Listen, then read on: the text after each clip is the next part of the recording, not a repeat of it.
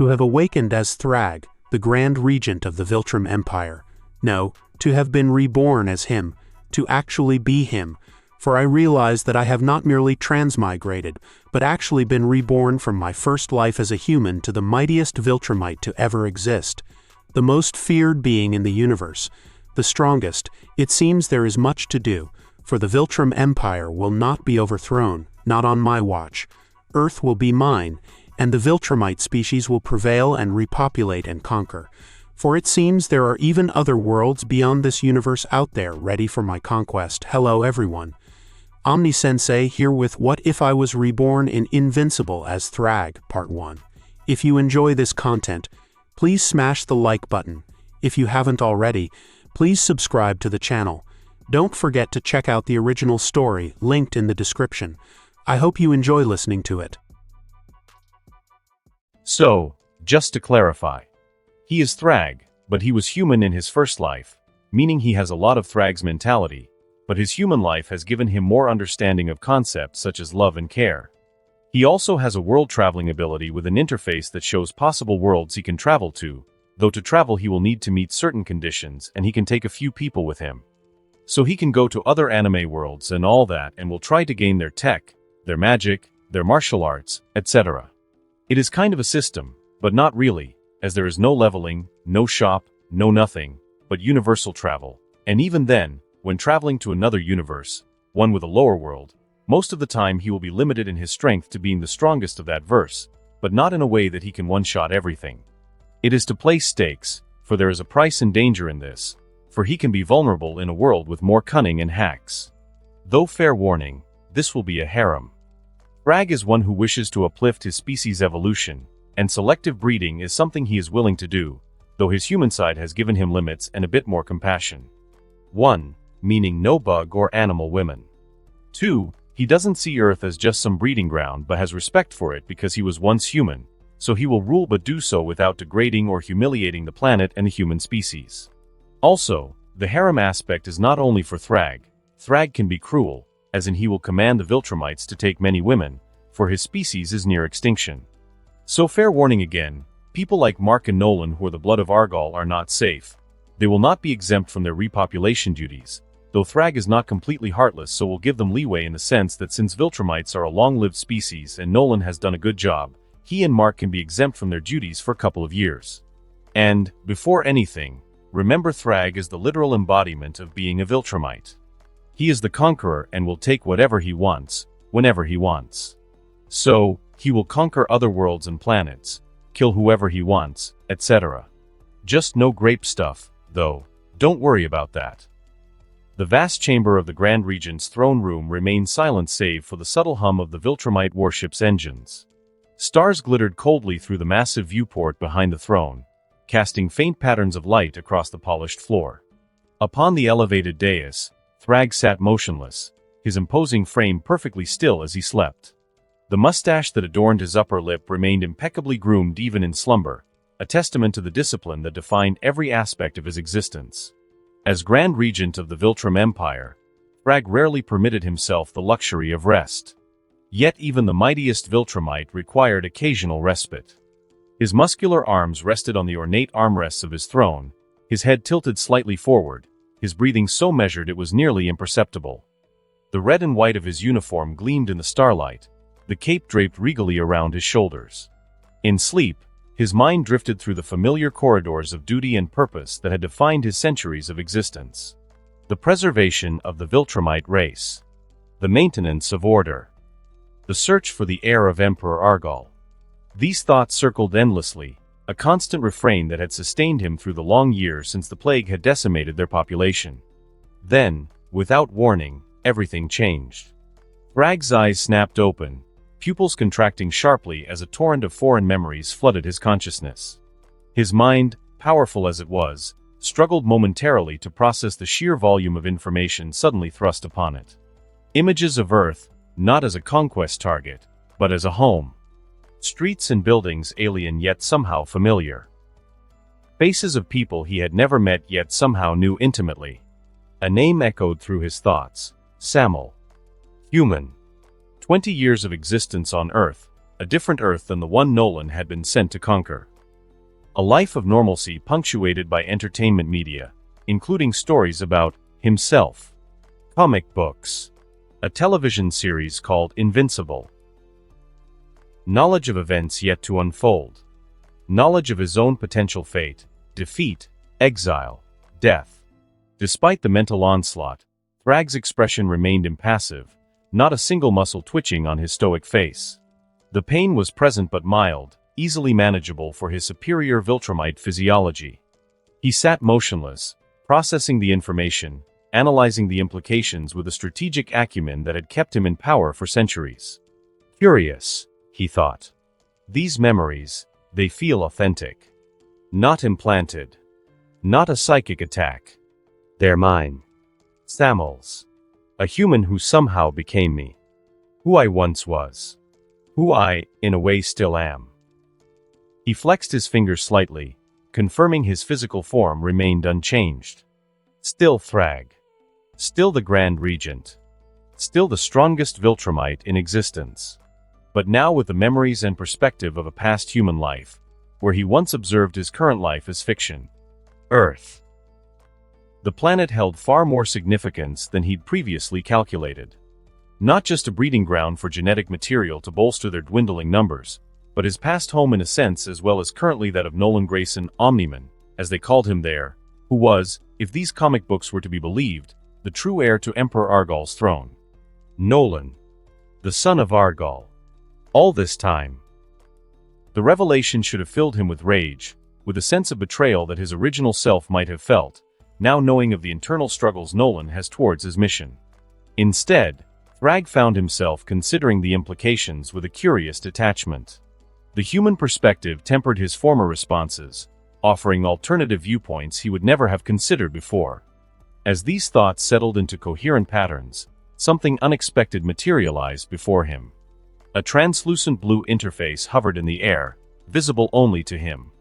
It resembled nothing of Viltrumite technology, appearing more like something from the science fiction entertainment that Samuel had consumed in his human life.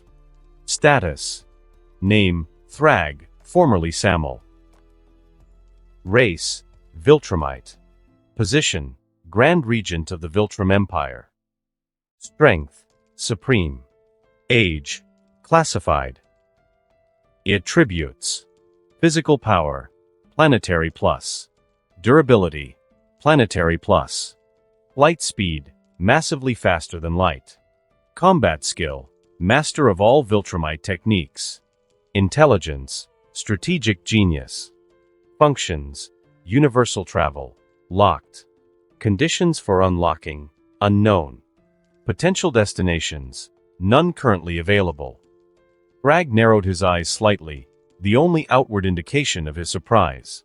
With a mere thought, intuiting the system's operation, he closed the interface, deciding he will deal with whatever this is later. He rose from his throne, his movements fluid and deliberate despite his massive frame. The chamber felt different now, viewed through eyes that had once been human. The cold grandeur, designed to intimidate and impress, now seemed somewhat pointless to his partially human sensibilities. "Computer," he commanded, his deep voice resonating through the chamber. "Confirm location of Agent 362. The ship's AI responded promptly. Agent 362, designation Nolan, remains stationed on Earth, Sol System, Milky Way Galaxy. And his mission status? Ongoing. Conquest preparation phase. Estimated time to completion by his reports, unknown. Thragg nodded slightly. Just as the memories indicated. Mark Grayson has not yet developed his powers. The timeline aligns with the beginning of the narrative I knew as Samuel. He walked with measured steps to a secured alcove where a simple pedestal stood, illuminated by a soft blue light. Upon it rested a skull, Emperor Argal's remains, preserved for centuries. The last physical remnant of the greatest leader the Viltrumite Empire had ever known. Thragg lifted it gently, cradling it in his massive hands. The bone was smooth, having been handled countless times over the centuries during Thragg's private contemplations. He ran his thumb over the cranial ridge, a gesture almost affectionate in its familiarity.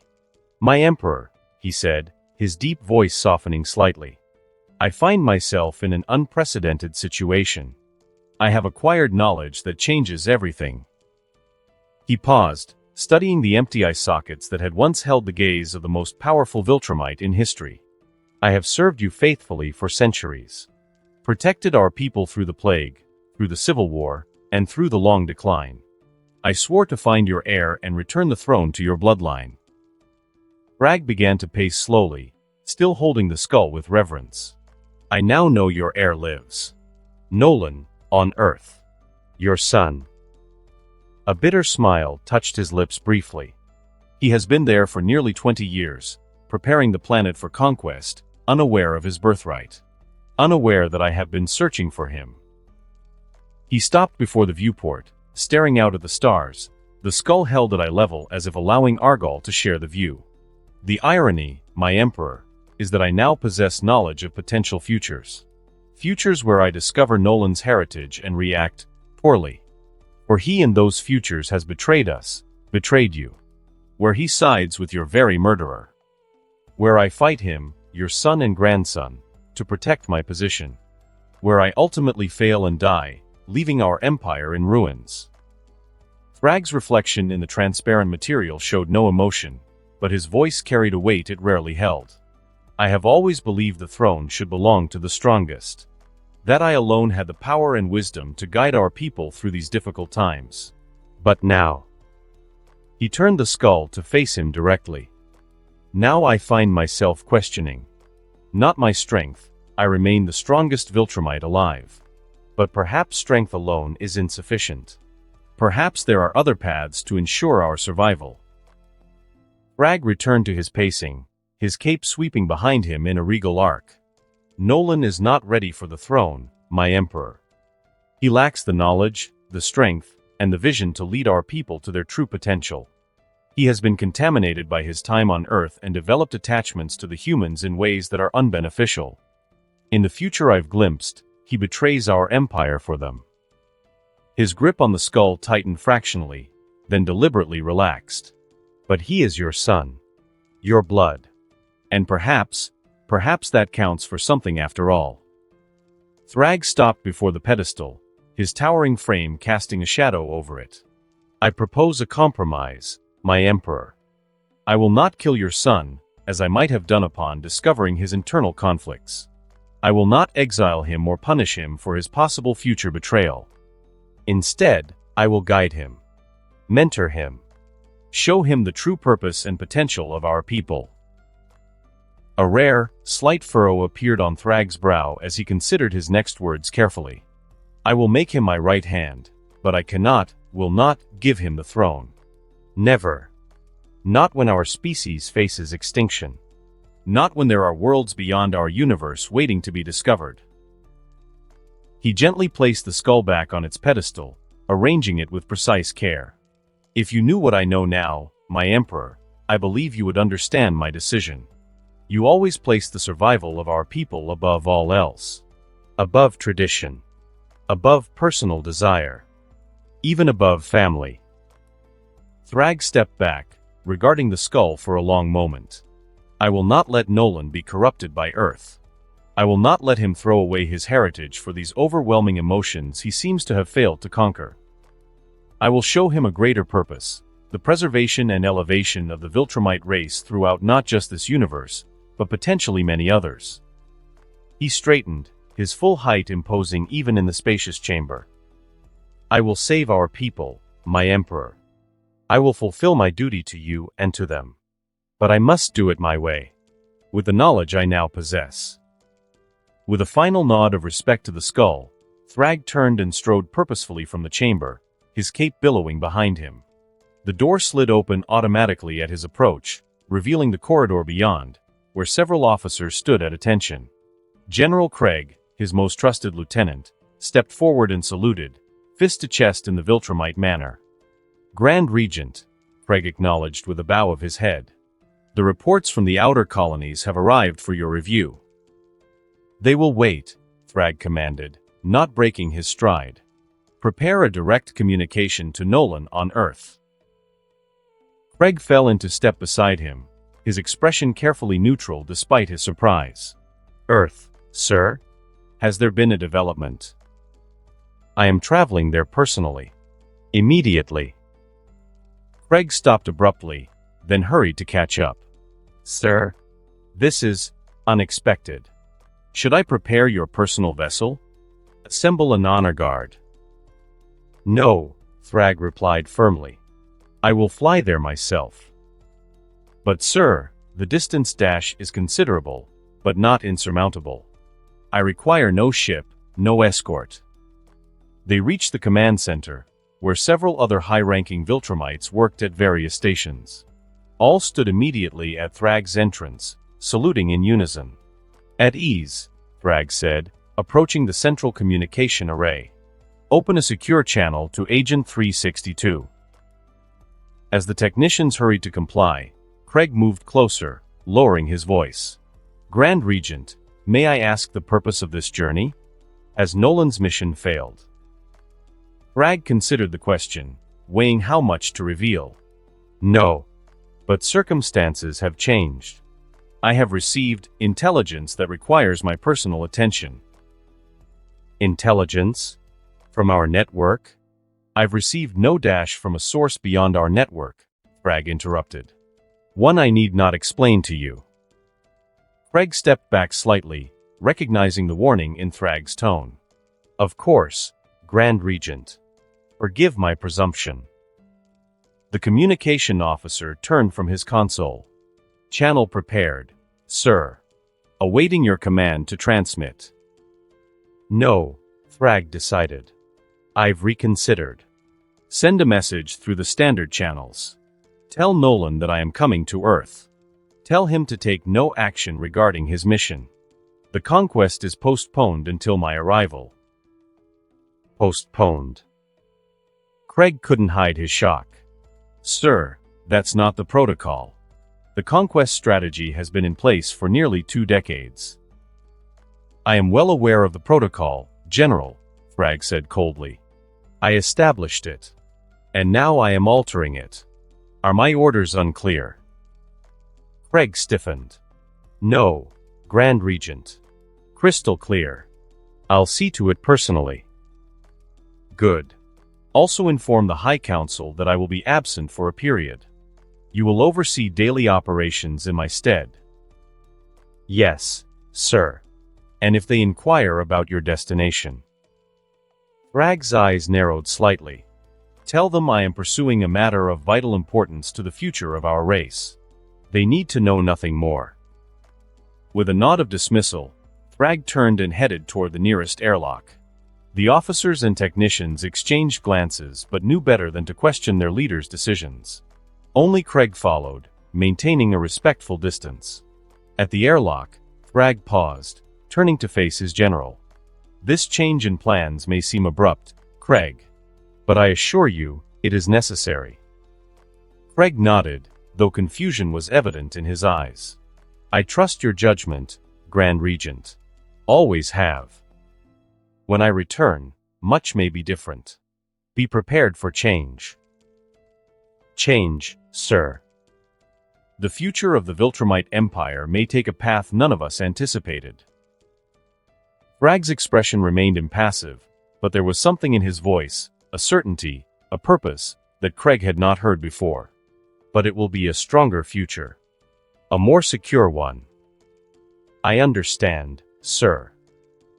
Thragg saluted again, though it was clear he understood very little of what was happening. Thragg entered the airlock chamber. As the inner door sealed behind him, he took a deep breath, filling his lungs with enough oxygen to sustain him for the journey ahead.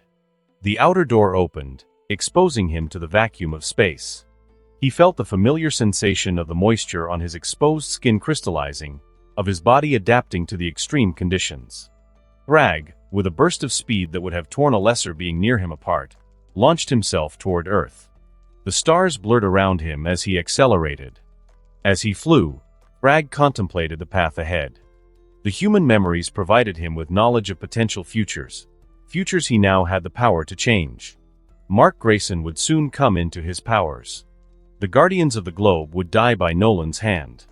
Cecil Stedman would begin his contingency plans against Viltrumite invasion. All of this could be altered. Should be altered, for the greater benefit of his people. Nolan believes he is preparing Earth for conquest, unaware of his heritage. Unaware that his son represents the future of our race in more ways than one. Unaware that his wife and child have changed him fundamentally, making him unfit for his mission. Thragg adjusted his trajectory slightly, avoiding a particularly dense radiation field. In the original timeline, Nolan chooses Earth over Viltrum. Chooses his human family over his duty. This cannot be permitted to happen again. But perhaps there is value in this connection he has formed. Perhaps there is something to be learned from the human capacity for adaptation and for emotional bonding. For it certainly allowed them to best me. The thought was almost alien to him, or would have been, before the integration of Samuel's memories. Viltrumites were not known for their emotional depth. Strength, power, and conquest, these were the values they prized. Yet Nolan had found something on Earth worth betraying his people for. Something worth fighting Thragg himself for. I must understand this. Must see this planet and its people through new eyes. Through my former and current life's eyes. Earth was still hours away, but Thragg's mind was already there, planning, strategizing, and considering possibilities that his previous self would never have entertained. One day. That was all he needed to reach the planet that would determine the future of his species. One day to prepare for a confrontation that, in another timeline, had led to war and death and the near extinction of his people. This time would be different. This time, he held knowledge no other Viltrumite possessed. This time, he had the perspective of a human to temper his more problematic responses, he now realized. This time, perhaps, there will be a better outcome for all. Nolan Grayson was in his study when the communication device hidden in his desk began to pulse with a soft blue light. He glanced at the door. Debbie was in the kitchen preparing dinner, and Mark was upstairs doing homework. Satisfied he was alone, he pressed his palm against the seemingly ordinary wooden panel, revealing the sophisticated alien technology beneath. He activated the device with practiced ease, careful to keep the holographic projection contained within the small area of his desk where it wouldn't be visible from the doorway. General Craig's stern face appeared in the projection, his expression even more severe than usual. "Nolan," Craig said, his voice low and urgent. "I bring a message of highest priority." Nolan straightened, immediately alert. In nearly 20 years on Earth, he had received only a handful of direct communications from Viltrum. Each had been significant. Report, General. Grand Regent Thragg is coming to Earth. Nolan felt a cold weight settle in his stomach. What? Why? He didn't explain his reasoning, Craig replied, a hint of confusion in his own voice. He ordered me to inform you to take no action regarding your mission. The conquest is postponed until his arrival. Postponed. Nolan couldn't keep the disbelief from his voice. That's not the protocol. The conquest strategy has been planned for years. What's happening, Craig? I don't know, the general admitted, and the admission itself was telling. Craig was Thragg's right hand, privy to most of the Grand Regent's decisions. If he was in the dark, something truly unusual was occurring. He's traveling there himself. No ship. No escort. That's... Nolan struggled to find words. That's unprecedented. Indeed. He'll arrive in approximately 1 Earth day, given his flight speed. Nolan felt his heart rate increase, a physiological response he had learned to control decades ago but now found challenging. The Grand Regent himself, coming to Earth? This could mean anything, from promotion to punishment. Had his reports been found wanting? Had his growing attachment to this world been discovered? Had they somehow learned about his doubts? Understood, he managed to say, keeping his voice steady through sheer force of will. I'll await his arrival. Nolan, Craig said, hesitating uncharacteristically.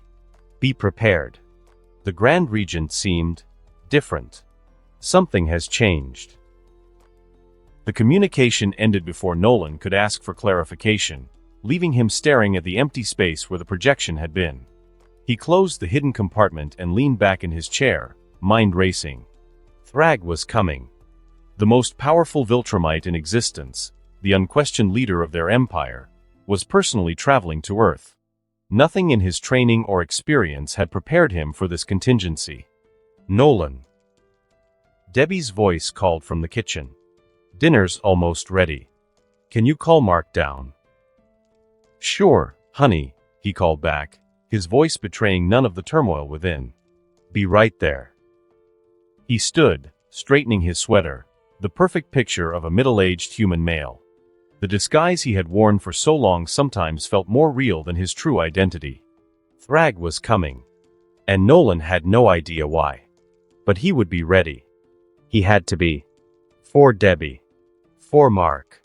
For the life he had built here, a life that had become far more than just a cover for his mission. A life he wasn't sure he was willing to sacrifice anymore, even for the Viltrum Empire. The vastness of space gradually gave way to the familiar blue-green sphere of Earth. Thragg decelerated as he approached the planet's atmosphere, his keen eyes taking in the continents, oceans, and swirling cloud patterns below. The journey had taken him considerably less time than anticipated, a mere 19 hours rather than the full day he had expected. Interesting, he thought, hovering at the edge of Earth's atmosphere. My flight speed has increased. Perhaps the integration of my first life's memories has had physiological effects as well as mental ones. Thragg looked down at his hands, and for a moment, he realized that he saw something beyond the physical, a faint luminescence that outlined his form, pulsing with power. I can see my own soul, he realized. This situation has led to something more. A grander affinity to the spiritual, perhaps. If so, then this was beyond great. For one of the greatest weaknesses of the Viltrumites has always been their complete inaptitude when it comes to anything magical or spiritual. Eventually he dismissed this knowledge to something he will contemplate later and reached into a concealed pocket of his uniform, withdrawing a small device no larger than a human coin. It activated at his touch, displaying a three-dimensional holographic map of the planet below, with a pulsing red dot indicating Nolan's location. Suburban America, Thragg noted. Playing house. Though not maliciously. A simple observation. He descended into the atmosphere, his body automatically adjusting to the change in pressure and temperature. The friction of entry caused a brief flare of light around him, a shooting star that few would recognize as anything more significant. As he approached the North American continent, he slowed his descent further, becoming invisible to conventional radar and the naked human eye. Night had fallen over this part of the world. Lights from cities and towns created patterns across the landscape below, a testament to humanity's conquest of darkness. Thragg followed the signal to a quiet suburban neighborhood, neat houses with manicured lawns, all looking remarkably similar to his enhanced vision. He paused high above, watching, observing. And then he saw something unexpected, a figure awkwardly ascending into the night sky, clearly struggling with control. Mark Grayson, Thragg realized. His powers have just manifested. He watched as the young half-Viltrumite attempted to stabilize his flight, wobbling dangerously as he rose higher. In the timeline Samuel knew, Mark had crashed during this first attempt, damaging property but remaining unharmed due to his newfound durability. But now Thragg was here, observing this pivotal moment. And he made a decision. As Mark began to lose control, tumbling backward and starting to fall, Thragg moved with lightning speed. One moment he was high above, the next, he was directly behind the boy, catching him effortlessly with one massive hand. Careful, young one, Thragg said, his deep voice calm and measured. Flight requires focus. Mark's eyes widened in shock, his body going rigid as he realized someone had caught him, someone who could fly just like he suddenly could. What, who? Mark stammered, twisting to look at his rescuer. The sight that greeted him was unlike anything he had expected. A towering figure with a perfectly groomed mustache and a physique that made his father's impressive build seem modest by comparison. The stranger wore a uniform of red and white, with a cape that billowed in the night breeze. You're not my dad, Mark finally managed, stating the obvious. No, Thragg agreed, slowly descending toward the ground with Mark still held securely. I am not. Are you like him? Like us? Mark asked, his voice a mixture of fear and excitement, recognizing the symbol on Thragg's chest as the one his father said belonged to Viltrum. Thragg studied the boy's face, seeing the features of Argol in his grandson. I am a Viltrumite, yes. As are you, partially. They touched down on the lawn in front of the Grayson home. Mark stumbled slightly as Thragg released him, still unaccustomed to his new abilities. How did you dash? Mark began but was interrupted by the front door of the house bursting open. Nolan Grayson emerged at a speed no human could match, his senses having alerted him to a powerful presence near his home. His expression shifted from alert readiness to shock as he recognized the imposing figure standing on his lawn. Grand Regent, Nolan breathed, immediately dropping to one knee and lowering his head in a formal bow. You honor us with your presence. Behind Nolan, Debbie appeared in the doorway, confusion and concern written across her face. Nolan? What's going on? Who is dash? Her words died in her throat as she took in the scene, her husband kneeling before a massive stranger while Mark stood nearby looking equally stunned. Mark had never seen his father show deference to anyone. Nolan Grayson was Omni-Man, Earth's greatest hero, invincible and proud. Yet here he was, kneeling like a subject before his king. Thragg observed this tableau with interest, noting the shock on both Mark's and Debbie's faces. This moment, this first impression, would set the tone for everything that followed. Rise, Nolan, Thragg commanded, his voice carrying authority without needing to be raised. You have served the Empire well in your time on this planet. Nolan stood, though his posture remained respectful. Thank you, Grand Regent. We weren't expecting you quite so soon. My journey was swifter than anticipated, Thragg replied simply. His gaze turned to Mark, who stood awkwardly to the side. Your son has just discovered his heritage, it seems. Nolan's eyes widened slightly as he looked at Mark, understanding dawning. Today? You've manifested today. Mark nodded, still too overwhelmed to speak coherently. It seems Mark has yet to tell his parents. Interesting. This does not align perfectly with my memories. Good to know. It means I cannot rely on them to give truth always. Thragg noted to himself, seeing the interaction. A fortuitous coincidence, Thragg said. The next generation of Viltrumite has awakened on Earth. Debbie stepped forward cautiously, maternal protectiveness overcoming her fear. I'm sorry, but who exactly are you? And how do you know about Mark? Thragg turned his attention to the human woman, studying her with interest. This was the female who had captured Nolan's heart, who had diverted him from his mission. In the original timeline, Nolan had chosen her and Mark over his duty to the Empire. I am Thragg, Grand Regent of the Viltrum Empire, he stated, his tone formal but not unkind. I lead our people across the stars. And I know of your son because he is of significance to our future. Debbie looked to Nolan, who nodded slightly, confirming Thragg's words. Perhaps, Thragg continued, we should continue this conversation inside. There are matters to discuss that should not be overheard by your neighbors. Nolan quickly nodded. Of course, Grand Regent. Please, honor our home with your presence. The formality in Nolan's speech was striking to both Mark and Debbie, who exchanged confused glances. This was a side of Nolan they had never witnessed, deferential, almost subservient. As they moved toward the house, Thragg placed a hand on Mark's shoulder, feeling the boy tense beneath his touch. You have much to learn, young Grayson. But you have potential. Great potential. Mark swallowed hard, looking up at the towering figure beside him. Thank you, sir. A slight smile touched Thragg's lips. Grand Regent will suffice for now. Inside the modestly sized living room, Thragg's presence seemed to fill the space entirely. He surveyed the human dwelling with curiosity, the furniture, the decorations, and the family photos on the walls. All of it was so ordinary, yet it had been enough to sway one of the Empire's most dedicated agents. Nolan, Thragg said, turning to face Omni-Man. I have come to Earth because circumstances have changed. The original mission parameters are no longer applicable. Nolan's expression tightened slightly. Has there been a development with the Empire, Grand Regent? In a manner of speaking, Thragg replied. I have received intelligence that necessitates a change in our approach to Earth. Intelligence? Nolan questioned carefully. From our network? From a source beyond our network, Thragg said, echoing his words to Craig.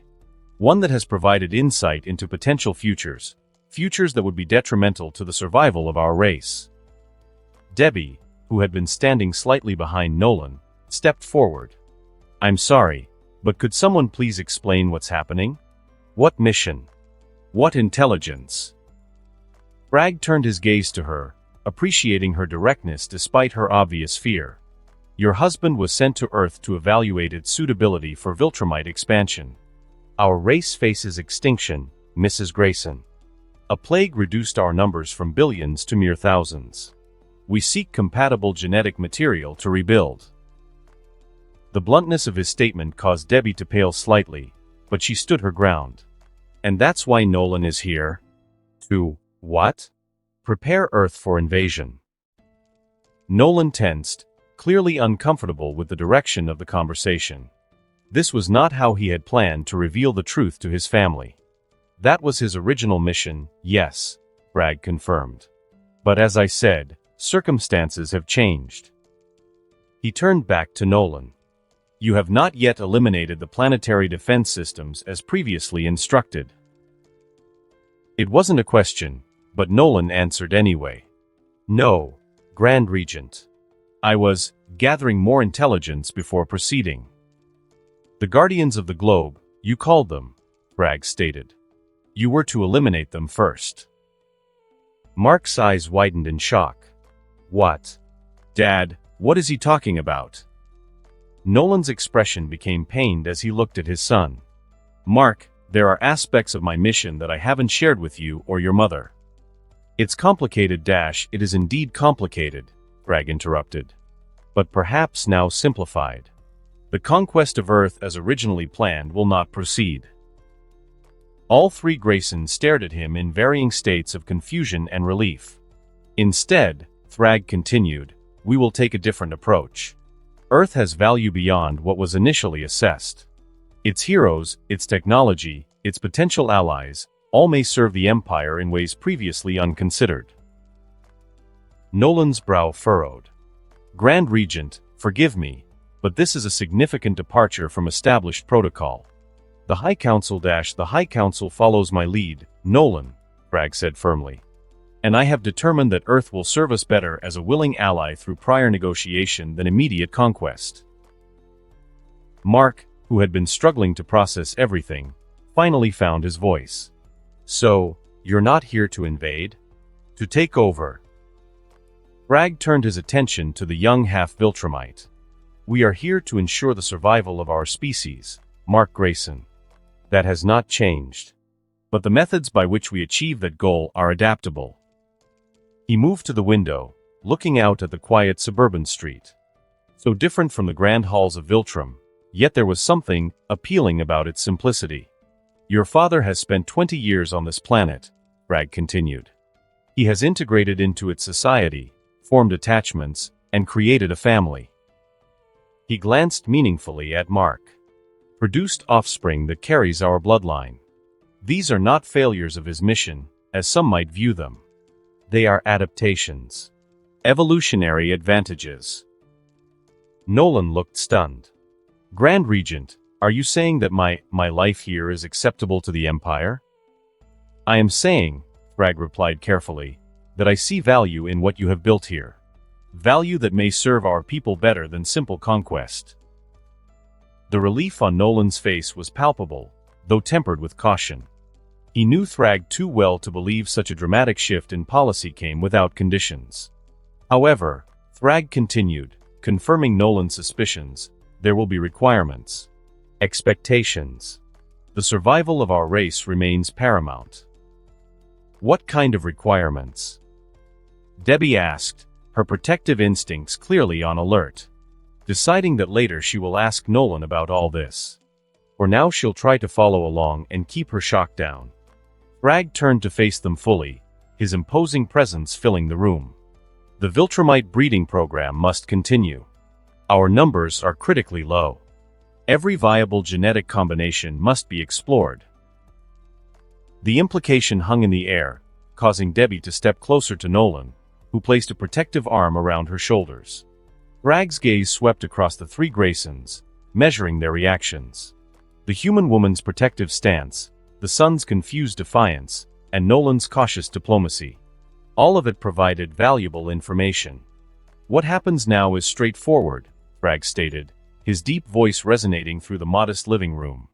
Earth will be given an opportunity to work with us peacefully. Your governments, your heroes, your scientists, all will be approached with an offer of alliance and mutual benefit. He clasped his hands behind his back, his cape settling around his imposing frame. We will request their cooperation in identifying those with the most potential genetic compatibility with Viltrumites. Those who might contribute to our species' survival while benefiting from our strength and knowledge. Mark's brow furrowed. So, you want to find humans to breed with? To put it bluntly, yes, Thragg confirmed. Though I prefer to frame it as a genetic partnership. One with benefits for both species. And if Earth refuses? Debbie asked, her voice steady despite her evident concern. If people don't want to be part of your genetic partnership? Thragg's expression hardened slightly. If Earth's leaders refuse this generous offer and choose to resist instead, then I will personally ensure the planet's conquest. It would take me no more than an hour. The statement hung in the air, its implications clear. Not a threat, but a simple statement of fact. While I would endeavor to minimize human casualties, your species is far too valuable to allow needless deaths. I cannot promise there would be no loss of life in such a scenario. Thragg's gaze fixed on Debbie. War, even brief war, has its costs. You can't just Mark began, his voice rising with indignation. I can, young Grayson, Thragg interrupted calmly. And I will, if necessary. But I would prefer not to. The peaceful path offers advantages for all involved. Nolan tightened his grip on Debbie's shoulder. The Grand Regent is being more considerate than most would be, Mark. The traditional approach would have been immediate conquest. Mark stared at his father, disbelief evident. Dad, you can't seriously be okay with this. I'm not saying I'm okay with it, Nolan replied, carefully looking at Thragg, hoping the Grand Regent doesn't see his choice of words as disapproval towards his methods. I'm saying we should recognize that the Grand Regent is offering options that wouldn't normally be considered. Debbie stepped forward, her maternal instinct overriding her fear. And what about Mark? What about Nolan? Are they expected to participate in this breeding program too? Thragg nodded, appreciating her directness. Yes.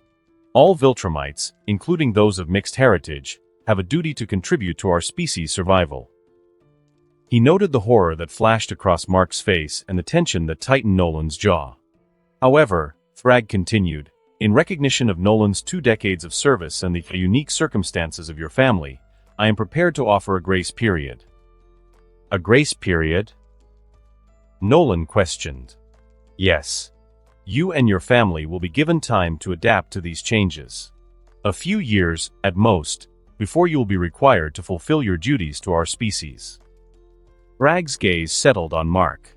Time for the young one to complete his human education, to master his Viltrumite abilities, and to mature. A few years. Mark's voice cracked slightly. And then what? I get assigned some breeding partner. You misunderstand, Thragg replied. You would have considerable say in the selection process. Compatibility extends beyond mere genetics. Psychological harmony and mutual attraction, these factors contribute to successful pairings. Oh my God, Mark muttered, running a hand through his hair. This is insane. Mark, Nolan warned, but Thragg raised a hand. The boy's reaction is natural, he said. This is much to process, especially for one raised with human values and expectations. Debbie, who had been watching the exchange with growing concern, spoke up again. And what about Earth's governments? Do you really think they'll just agree to this arrangement? Some will, some won't, Thragg acknowledged. Those that recognize the benefits of the Viltrumite alliance, advanced technology, protection from cosmic threats, genetic enhancement, will likely be receptive. Others may require persuasion. You mean threats? Debbie challenged. I mean demonstration, Thragg corrected. Of both what we can offer as allies and what we can inflict as enemies. He turned to Nolan. Which is where you come in. As Earth's greatest hero, your endorsement of our proposal would carry significant weight. You will help facilitate the initial diplomatic contacts. Nolan nodded slowly. I understand, Grand Regent. Good. Thragg's gaze returned to Mark. And you, young Grayson, will begin your proper Viltrumite training immediately. Your father has taught you human values. Now you must learn the ways of your paternal heritage. I just got my powers today, Mark protested. I can barely fly. All the more reason to begin now, before you develop bad habits, Thragg replied.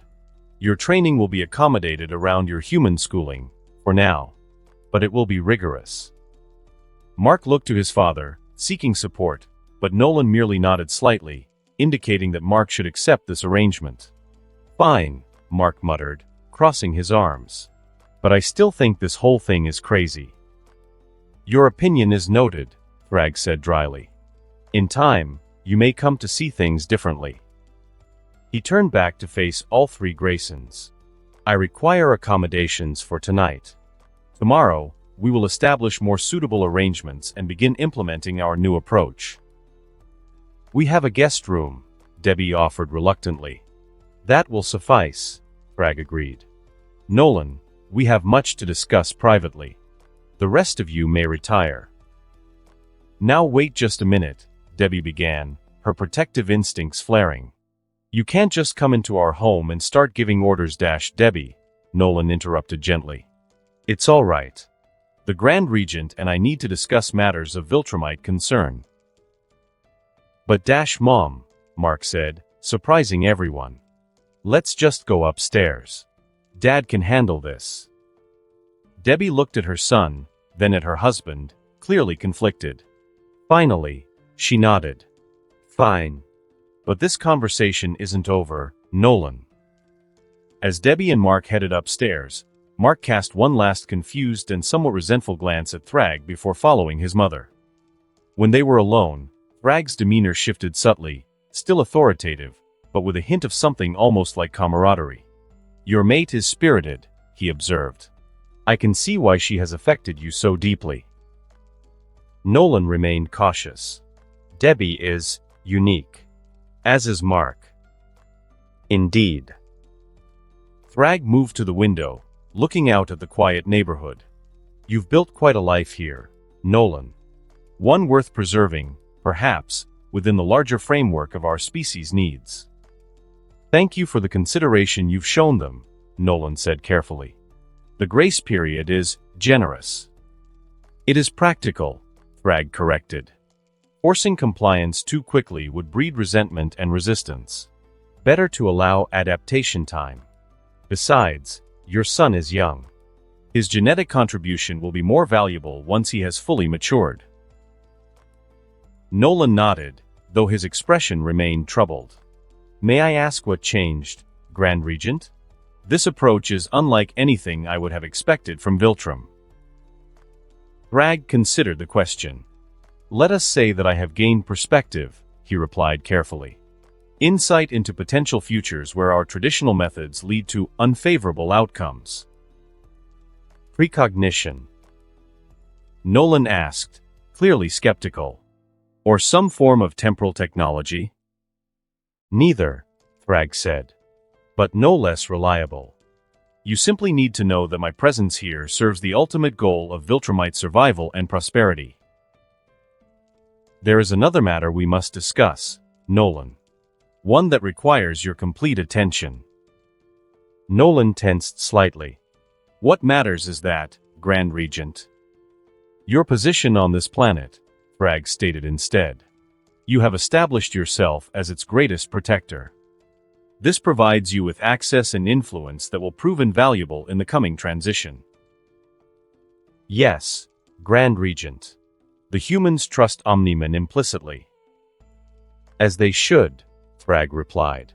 You have saved them countless times. Now you will save them again by guiding them toward cooperation rather than resistance.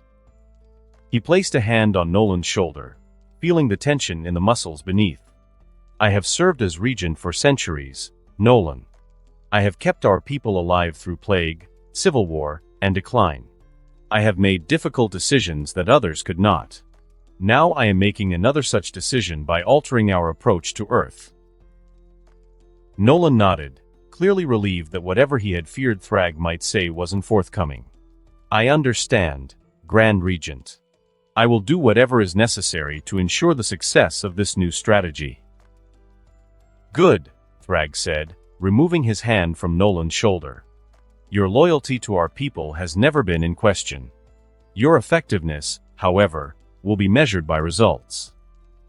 He moved toward the window again, looking out at the quiet neighborhood. This world has changed you, Nolan. Made you question values and methods you once accepted without thought? I can see it, so try not to deny it. Though I will admit that perhaps there is wisdom in that change, wisdom our people could benefit from. Nolan joined him at the window, standing slightly behind and to the side, the position of a lieutenant to his commander. What happens now, Grand Regent? Now, Thragg said, we begin the work of reshaping the future. Tomorrow, you will introduce me to the leaders of this world. We will establish diplomatic relations, offer technological exchange, and propose mutual defense agreements. And the guardians of the globe? Nolan asked. Now that their elimination is no longer commanded? You will introduce me to them instead, Thragg replied. As an ally against greater threats. They'll be suspicious, Nolan warned. Especially Cecil. Suspicion is natural and healthy, Thragg acknowledged. We will address it with transparency, selective transparency, but transparency nonetheless. He turned to face Nolan directly. This path will not be easy, Nolan. There will be resistance. But it offers the best chance for both our peoples to thrive. Nolan nodded slowly. I understand, Grand Regent. Now, I believe your mate and son are anxiously awaiting your return upstairs. Go to them. Reassure them. We will continue our discussions tomorrow. Nolan hesitated briefly, then nodded and headed for the stairs.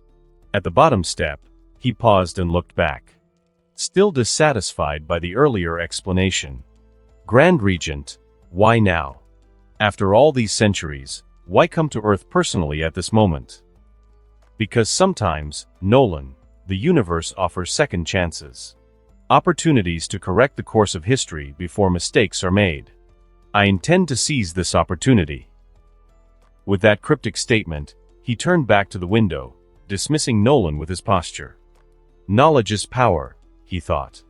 And the knowledge of Nolan's heritage is power I will hold close for now. When the time is right, if the time is ever right, I may reveal it. But not before I've secured my position as the Emperor and the future of our race. After a moment of silence, Nolan cleared his throat.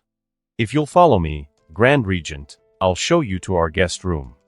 It's modest by Viltrumite standards, but it should provide adequate privacy for the night. Thragg turned from the window and nodded. Lead on. They ascended the stairs, Nolan moving with the careful precision of a man acutely aware of the power following behind him. The wooden steps creaked slightly under Thragg's weight, though he moved with surprising grace for his size. At the top of the stairs, Nolan led him down a short hallway, passing closed doors that Thragg presumed belonged to Mark in the master bedroom. At the end of the corridor, Nolan opened a door to reveal a small room with 2 twin beds, a dresser, and a window overlooking the backyard. As I said, it's modest, Nolan apologized, gesturing for Thragg to enter. The bathroom is across the hall. Thragg surveyed the room with mild amusement.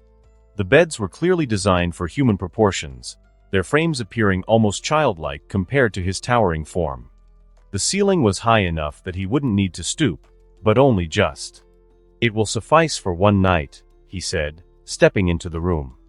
His cape brushed against both walls of the narrow space simultaneously.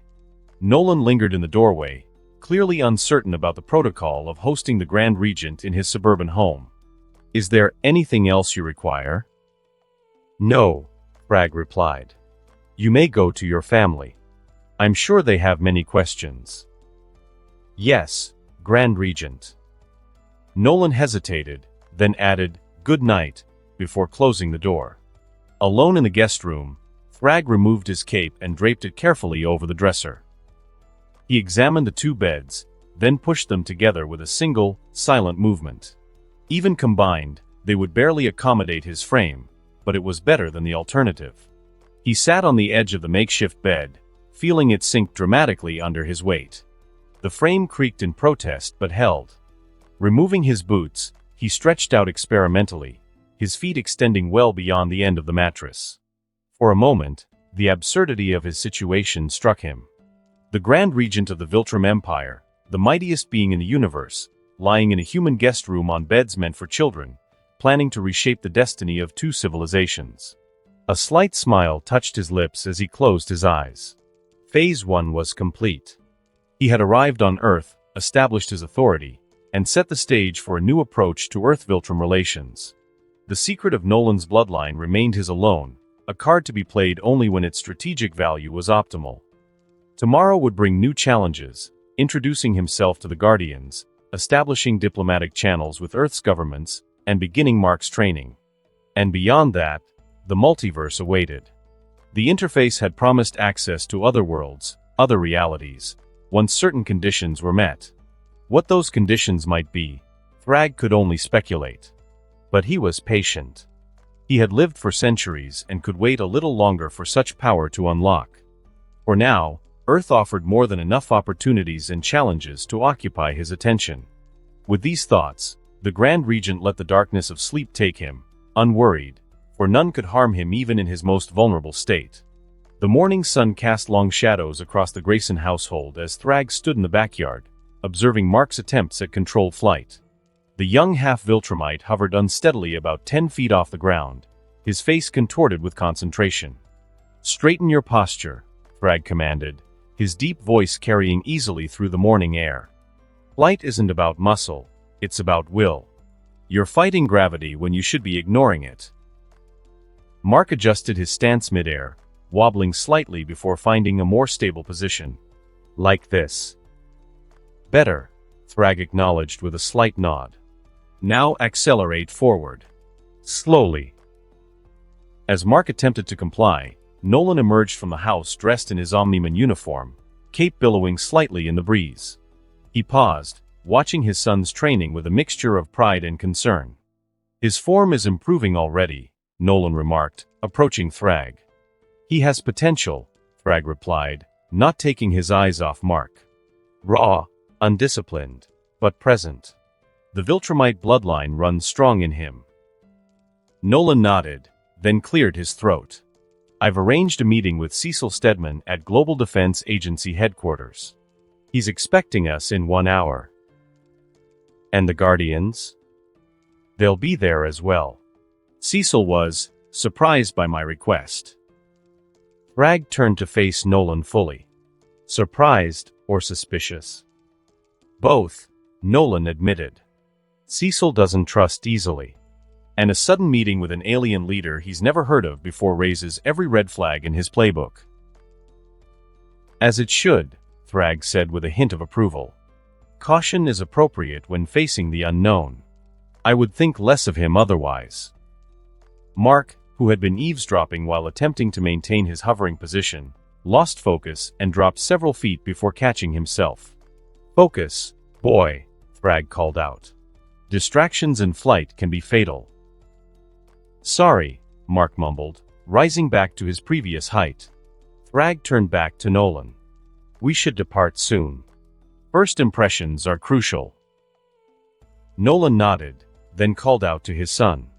"Mark, that's enough for now. Come down."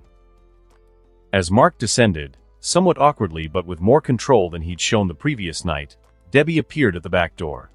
She had been unusually quiet all morning, processing the revelations about her husband's true mission and the implications of Thragg's arrival.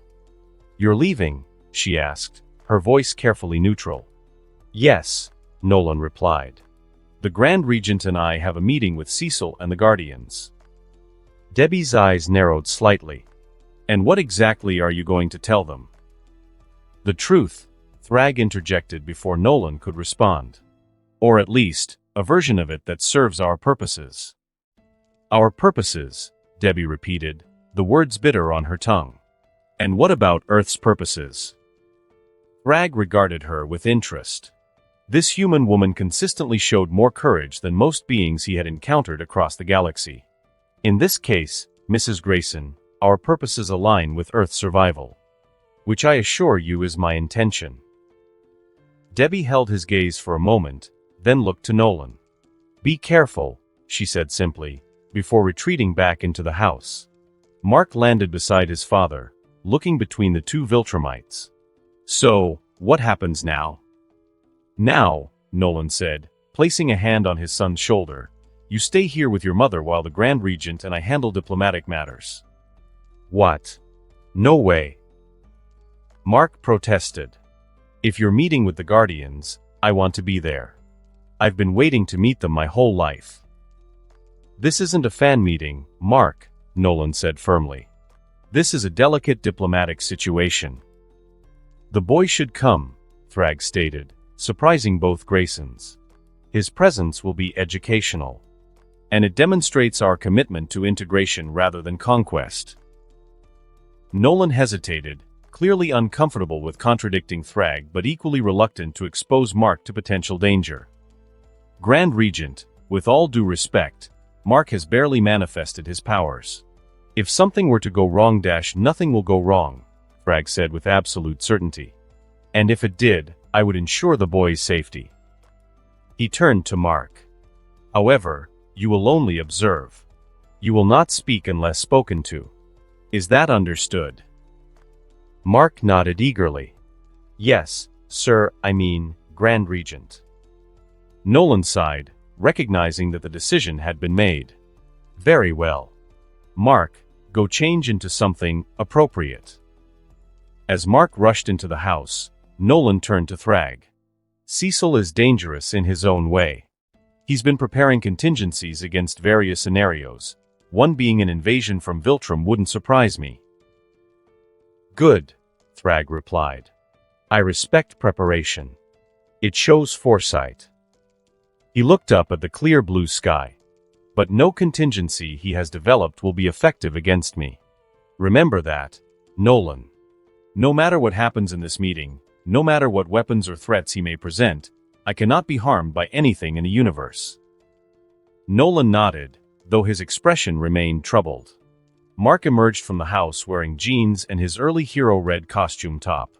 "Ready," Mark announced, bouncing on the balls of his feet with barely contained excitement. "Then let us depart," Thragg said, rising a few feet into the air. "Nolan, you will lead the way. Mark, you will fly between us. Try to keep pace." With that, the three took to the sky, accelerating gradually to accommodate Mark's developing abilities. As they rose above the clouds, Thragg observed the young half-Viltrumite's face light up with the joy of flight, a pure, uncomplicated pleasure that reminded him, distantly, of his own first experiences with his powers despite the intense, grueling training he's had since birth. The Global Defense Agency headquarters was nestled deep beneath the Pentagon, accessible only through heavily secured entrances and a labyrinthine series of checkpoints. As Omniman, Mark, and Thragg descended toward the main entrance, they were immediately surrounded by a squadron of armored agents, weapons trained on them. "Standard procedure," Nolan explained to Thragg, who merely nodded, unperturbed by the show of force. A slender man in a well-tailored suit emerged from the building, his stern face partially obscured by dark sunglasses despite the overcast day. Cecil Stedman approached with measured steps, hands clasped behind his back, his expression unreadable. "Omniman," Cecil greeted, his voice as neutral as his face. "And this must be your son. Congratulations on the powers." His gaze shifted to Thragg, and though his expression didn't change, there was a subtle tension in his posture. And you would be the Grand Regent. Cecil Stedman, Thragg acknowledged with a slight inclination of his head. Your reputation precedes you. Does it now? Cecil's eyebrow raised fractionally above his sunglasses. Funny, I can't say the same about you. Until yesterday, the name Thragg wasn't in any of our databases. That is because I have not visited Earth before, Thragg replied simply. Though I have monitored it from afar. Cecil's lips thinned slightly. Well, we're all very honored by your sudden interest in our little planet.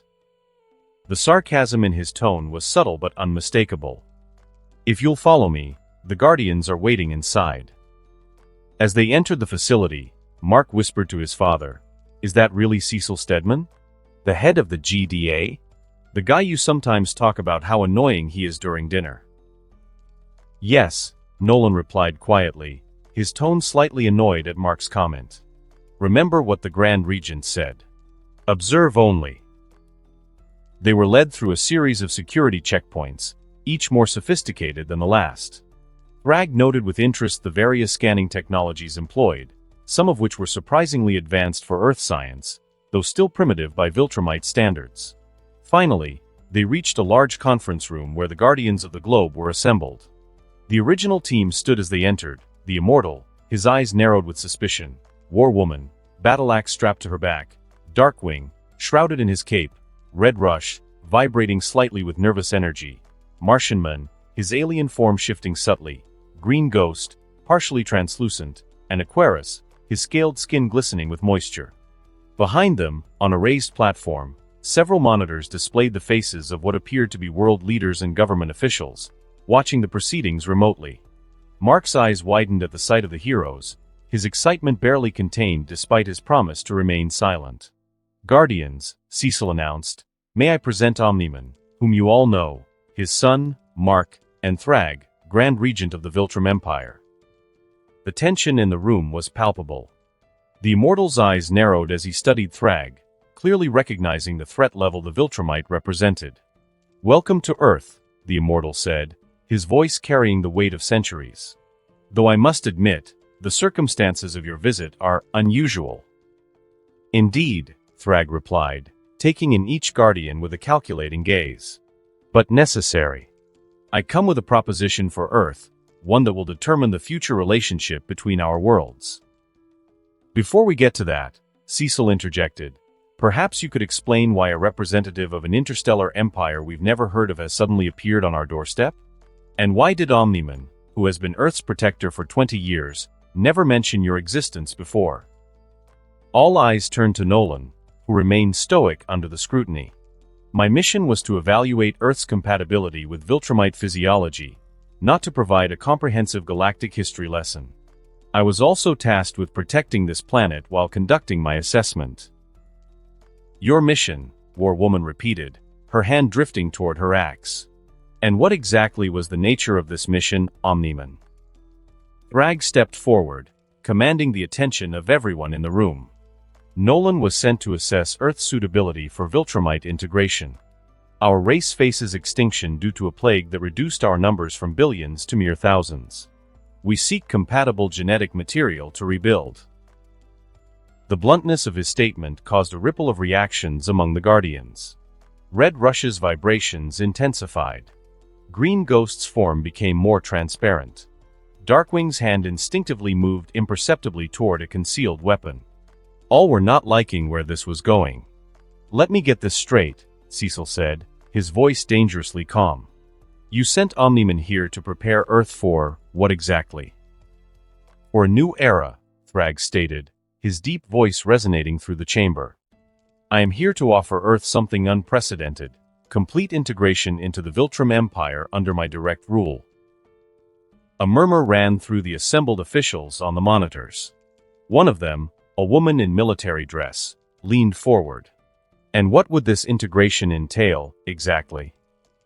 The elimination of your world's most pressing problems, Thragg answered without hesitation. Disease, hunger, war, crime, the extension of human lifespan. The creation of a society as close to utopia as your species can achieve. At what cost? The immortal demanded. Acceptance of Viltrumite authority, Thragg replied simply. Earth would become a protectorate of the Empire, under my direct governance. Your existing political structures would remain in place but ultimately be answerable to me. So we trade our freedom for your protection, Darkwing said, his voice low and gravelly. Sounds like subjugation with extra steps. Call it what you will, Thragg responded, unmoved. The benefits would be immeasurable. Your species would be elevated beyond anything you could achieve on your own in centuries. You would be treated with respect, not humiliated or degraded. But make no mistake, this aspect is not negotiable. Cecil removed his sunglasses, revealing eyes that had seen too much and trusted too little. And if we decline this generous offer? Then I will personally ensure Earth's conquest, Thragg stated matter-of-factly. It would take me approximately 1 hour. The threat hung in the air, all the more chilling for the casual way it was delivered. Red Rush exchanged glances with War Woman, who subtly shifted her stance to a more combat-ready position. You seem very confident in your abilities, the immortal observed, floating slightly off the ground, his ancient eyes fixed on Thragg. It is not confidence, Thragg replied. It is fact. However, I would prefer the peaceful path. It offers advantages for all involved. One of the monitors flickered as a distinguished man in a suit leaned forward. Mr. Thragg - Grand Regent, Thragg corrected without looking at the screen.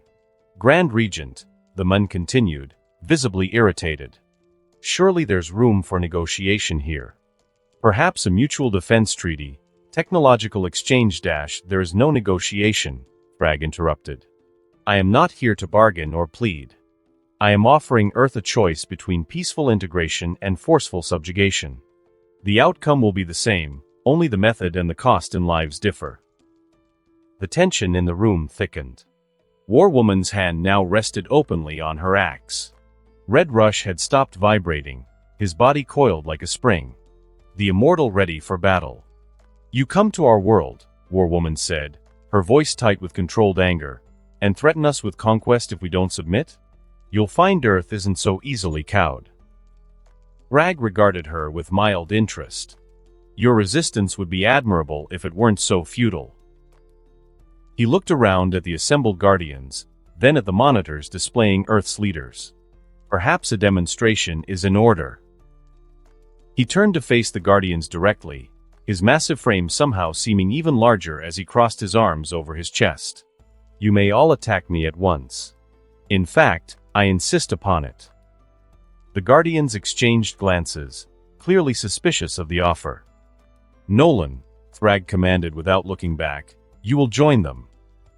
Grand Regent, Nolan protested, stepping forward. This is unnecessary - it is entirely necessary, Thragg cut him off. You have been Earth's greatest protector for 2 decades. Show them your full strength, unleashed against me. Hold nothing back. He turned slightly to address the Guardians again. If you can make me move from this spot, even an inch, I will be more open to negotiation. The immortal's eyes narrowed. And we're supposed to believe you'll honor that? My word is absolute, Thragg stated. But your skepticism is understandable. Attack, and see for yourselves the futility of resistance. Cecil stepped back, pulling Mark with him toward the edge of the room. This is a bad idea, he muttered, though whether to Mark or himself wasn't clear. War Woman was the first to move, drawing her axe in one fluid motion. I don't know what game you're playing, but if you want to fight, you've got one. With a battle cry that echoed through the chamber, she charged, her enchanted axe swinging in a deadly arc toward Thragg's neck. The Viltrumite didn't flinch, didn't blink, and didn't uncross his arms. The axe connected with his neck, and stopped as if it had struck solid adamantium. War Woman's eyes widened in shock as the impact reverberated up her arms, nearly causing her to drop her weapon. Red Rush moved next, a blur of motion as he circled Thragg, delivering hundreds of punches in mere seconds. Each impact produced a sound like thunder, but Thragg remained unmoved, his expression unchanged. Darkwing launched a barrage of specialized projectiles that exploded on contact with Thragg's skin, engulfing him in smoke and fire. When the smoke cleared, Thragg stood exactly as before, not a mark on him. Green Ghost phased through him, attempting to disrupt his molecular structure from within, a tactic that had worked on even the most durable enemies in the past. But as she emerged from his body, her face was contorted with pain and confusion. "It's like trying to phase through something while not even having powers," she gasped. Martianman transformed, growing to match Thragg's size, and attempted to grapple with him. Despite his shape-shifting abilities and considerable strength, he couldn't budge the Viltrumite an inch. Aquarius summoned a torrent of water with enough pressure to cut through most things in the world, directing it at Thragg's face. The water simply flowed around him, not even forcing him to blink. The Immortal, watching his teammates' futile efforts, finally launched himself forward with the full force of his ancient power. His fist connected with Thragg's jaw in a blow that would have shattered mountains, and it was the Immortal who recoiled in pain, bones in his hand audibly cracking. Throughout it all, Thragg stood perfectly still, arms crossed, expression impassive. Nolan, who had been watching with growing dread, finally stepped forward.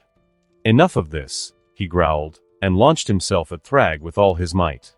The impact when Omniman struck Thragg created a shockwave that rattled the reinforced walls of the chamber. Nolan put everything he had into the blow, his face contorted with effort, and achieved exactly the same result as the others. Nothing. Not even a flicker of discomfort crossed Thragg's face. Nolan struck again and again, each blow more desperate than the last, until he too recoiled, cradling his injured hand, breathing heavily from exertion. Inside Thragg's mind, he contemplated his most recent understanding. Since regaining his memories of his human life, he had developed a new sensitivity to his smart atoms, the microscopic particles that gave Viltrumites their incredible strength and durability. He could feel them now better than ever and control them in ways he never could before. He could maintain his structural integrity in ways he never could, rendering him impervious not just to damage but to the very sensation of pain itself. He could increase his strength more than ever before. It was as if his human understanding of vulnerability had given him the key to transcending it completely. The Guardians regrouped, preparing for another assault, but Thragg had seen enough. "Sufficient," he declared, and with a casual motion, uncrossed his arms and raised his right hand slightly, clenching it into a fist. The mere action, not even a punch, just the formation of a fist, created a shockwave that sent all the Guardians flying backward. Nolan and the Immortal were pushed back several yards, while the others nearly crashed into the walls of the chamber. Silence fell as the dust settled. Thragg lowered his hand and turned to face the stunned officials on the monitors. "As you can see," he said calmly, "your strongest defenders are powerless against me. This demonstration was but a fraction of my true capability." He swept his gaze across the room, taking in the battered Guardians, the shocked expressions of Earth's leaders, and the wide-eyed stare of young Mark. "If you refuse my offer, I will conquer this planet as promised. It would take no more than an hour, as I stated before, and only that long because I am willing to minimize casualties. The choice is yours, peaceful integration or forceful subjugation." Cecil stepped forward, his composure remarkably intact despite what he had just witnessed. "You've made your point, Grand Regent. But surely you understand that a decision of this magnitude requires consultation, deliberation. You have 1 day, Thragg interrupted. 24 Earth hours to reach your decision. If I do not receive an answer by then, I will take your silence as refusal and act accordingly." He turned to Nolan, who was still nursing his injured hand. "We are leaving. Follow me." As Thragg strode toward the exit, the Guardians parted before him, their earlier bravado replaced by a grim realization. At the doorway, Thragg paused and looked back at the assembled humans. 1 day, he repeated. "Choose wisely." With that, he departed, Nolan following behind him after a moment's hesitation and a troubled glance back at the Guardians, his colleagues for years, now potentially his enemies. Or even in the original timeline, Nolan did his best to kill them as fast as possible to not hesitate and rethink his actions. Mark, forgotten in the chaos of the demonstration, hurried after them, struggling to process what he just saw. Behind them, in the conference room, the voices of Earth's leaders rose in panicked discussion, their words overlapping in a cacophony of fear and desperate strategizing. But Thragg paid them no mind as he ascended toward the surface. The demonstration had served its purpose. Now Earth would either submit willingly or be forced to kneel. Either way, the Viltrum Empire would expand. And Thragg, Grand Regent and soon-to-be Emperor, would rule it all. Cecil Stedman had seen a lot of shit in his lifetime. Alien invasions, dimension-hopping psychopaths, monsters that defied classification, the usual Tuesday afternoon fare for someone in his position. But watching the most powerful heroes on the planet get swatted away like gnats by a mustachioed space dictator? That was a new one, even for him. As the dust settled in the conference room, Cecil removed his sunglasses and pinched the bridge of his nose. The scarred skin around his mouth, the only part of his original body he'd kept after that unfortunate incident with the flesh-disintegrating gas years ago, felt particularly tight today. Stress did that to him. "Well," he said to the silent room, "that went about as well as a blind date with Ted Bundy." Nobody laughed. Nobody even smiled. Tough crowd, but understandable given the circumstances. The immortal was the first to rise, cradling his broken hand. "In my thousands of years of living," he said quietly, "I've never encountered anything like him." "You've got to admit," Cecil replied, "he's got a hell of a sales pitch. Join me or die in an hour. Really cuts through the bureaucratic red tape." War Woman retrieved her axe from where it had fallen. "This isn't the time for jokes, Cecil."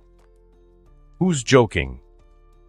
Cecil straightened his tie and turned to face the monitors, where 24 world leaders watched with expressions ranging from shock to grim resignation. "Ladies and gentlemen, I believe we have what the Pentagon would call a situation." The President of the United States cleared his throat. "Mr. Stedman, what are our options here?" Cecil barked a laugh that held no humor. "Options? Did you not see what just happened?" The combined might of the Guardians of the Globe plus Omniman couldn't make him flinch. "I'm not sure we have options beyond how politely do we surrender." "Surely we have contingencies," the British Prime Minister interjected. "Weapons that could dash, we don't," Cecil cut her off. "Nothing in our arsenal would even irritate him. Hell, I'm not sure a nuclear strike would muss his mustache." The Chinese premier leaned forward. "Then we must consider his offer seriously. If resistance is truly futile, perhaps integration is the logical choice." A murmur ran through the assembled leaders. Cecil watched them with a cynical eye, already calculating how this would play out. Politicians were predictable, even when facing extinction-level threats. "With all due respect," the German Chancellor said, "we cannot simply surrender Earth's sovereignty to an alien dictator, no matter how powerful."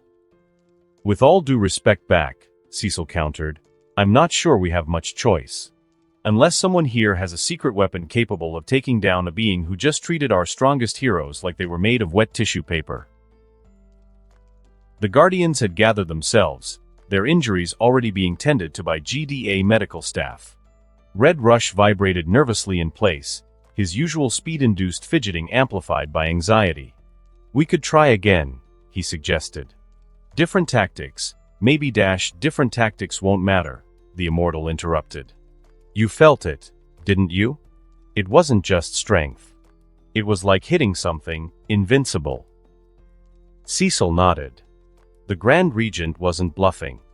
If he wanted Earth conquered, it would be conquered.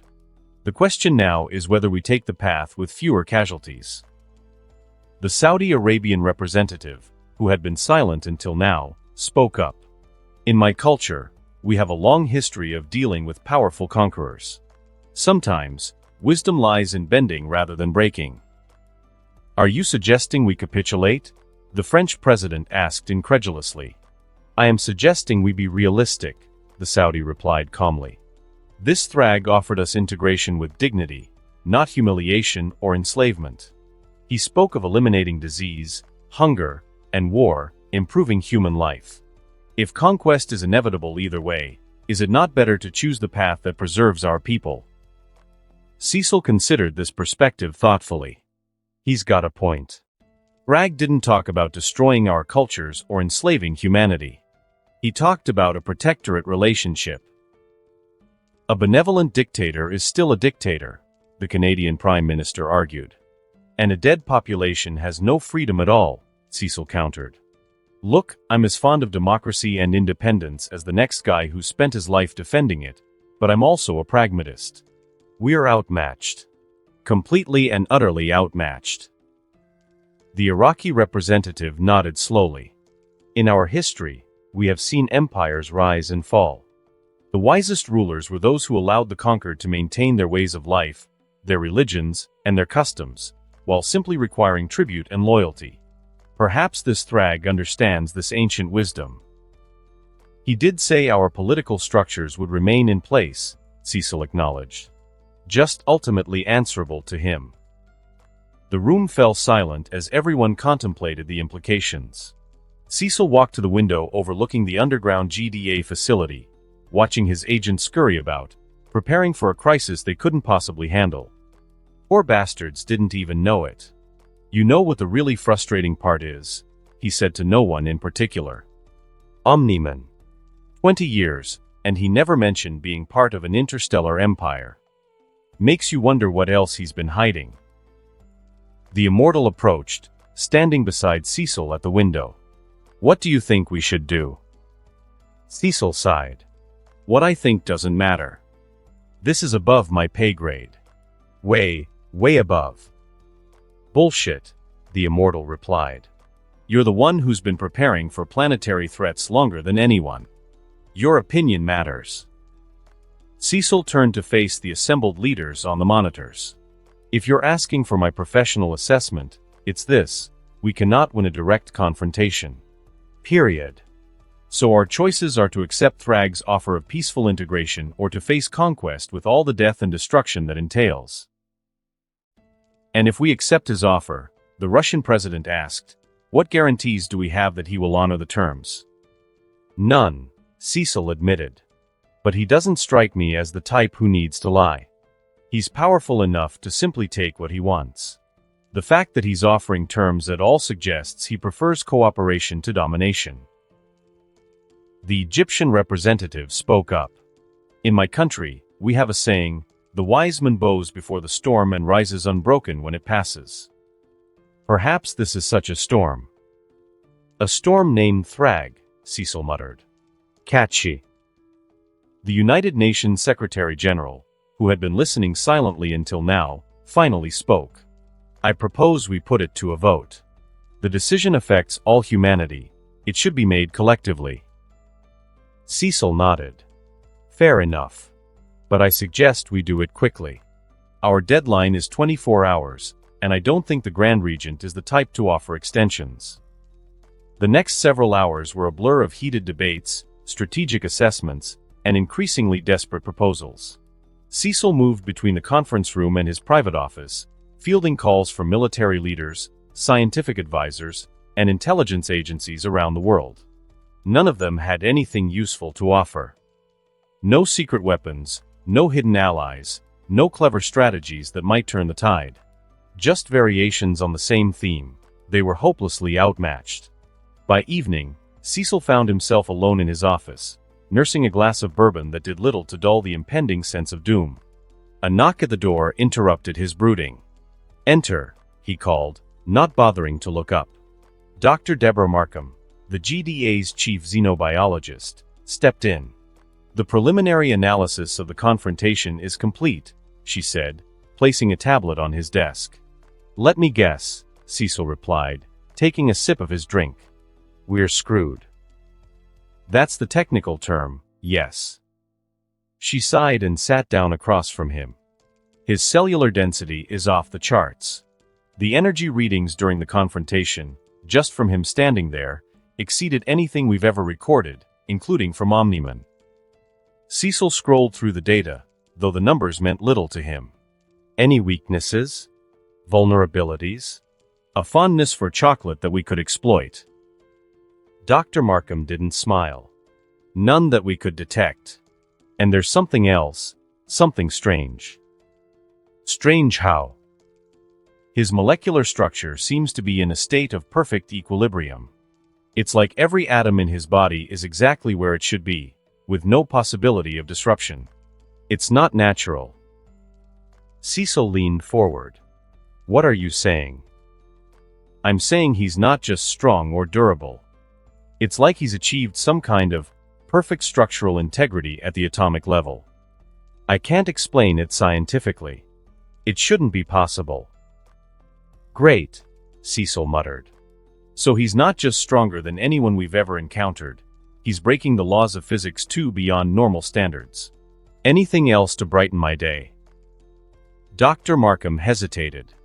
Our analysis teams have been working non-stop. Everything we can find about Viltrumite physiology suggests they're nearly indestructible. Nothing in our arsenal would even register to him. Cecil drained his glass. Fantastic. So our options indeed are surrender to Space Hitler or get obliterated. So much for getting one's hopes up. Not that he truly did. That's not an entirely accurate comparison, Dr. Markham said carefully. From what little Omniman has shared over the years, and from our observations today, Thragg doesn't seem inclined toward genocide or cultural erasure. He spoke of integration, not annihilation. Small comfort, Cecil replied. Even though he himself earlier used that argument against the world leaders, he still found it bullshit. Still, he's got to hope. Another knock interrupted them. This time it was one of Cecil's aides. Sir, the UN Security Council has reached a preliminary decision. They're requesting your presence. Cecil nodded, dismissing the aide with a wave. Duty calls, he said to Dr. Markham. Let's go see if Earth's leaders have chosen the fire or the frying pan. Back in the conference room, the mood had shifted from panic to grim resolution. The Security Council members looked exhausted but determined. Mr. Stedman, the Secretary General began, after extensive deliberation, the Security Council has voted to accept Grand Regent Thragg's offer of peaceful integration, with certain requested assurances. Cecil raised an eyebrow. Requested assurances? You're planning to negotiate with a guy who just swatted away our strongest defenders like flies. We must try, the French representative insisted. Basic guarantees of human rights, cultural autonomy, non-interference in religious practices — I get it, Cecil interrupted. You want to make sure the new landlord doesn't redecorate too drastically. But I'm not sure Thragg is the negotiating type. The Saudi representative spoke up again. Even the mightiest conqueror understands the value of a willing populace over a resentful one. There is no harm in asking for these assurances, even if we must ultimately accept his terms regardless. Cecil couldn't argue with that logic. Fair enough. So we're accepting his offer.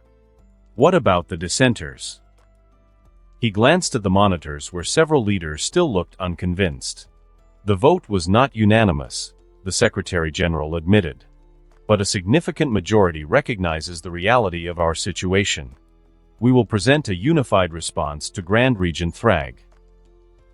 Well, Cecil said, clapping his hands together with forced enthusiasm, I guess that's that. Earth gets a new management team. Should I prepare the welcome basket, or will someone else handle that? No one appreciated his gallows humor, but Cecil hadn't expected them to. It was how he coped with impending doom.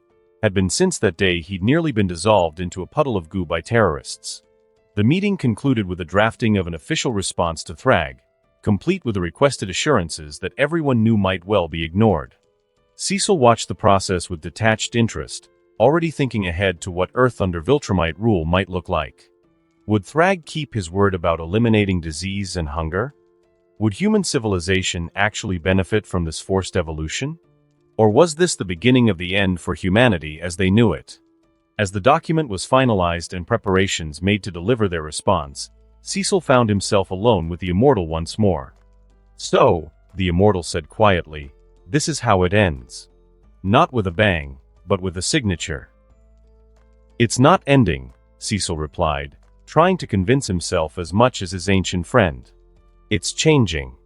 Humanity's good at adapting. We'll figure out how to live under new management. I've seen empires rise and fall, the Immortal mused. I've watched civilizations transform. Sometimes for better, sometimes for worse.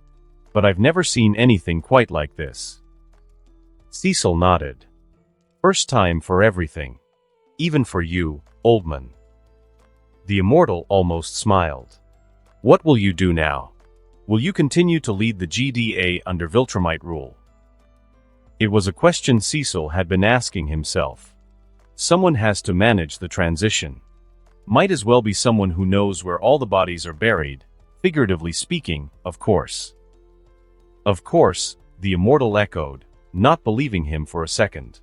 As night fell over the Pentagon, Cecil stood on the surface level, watching the stars. Somewhere up there was the Viltrum Empire, a civilization powerful enough to send a single representative, Nolan alone, who could bring Earth to its knees without breaking a sweat.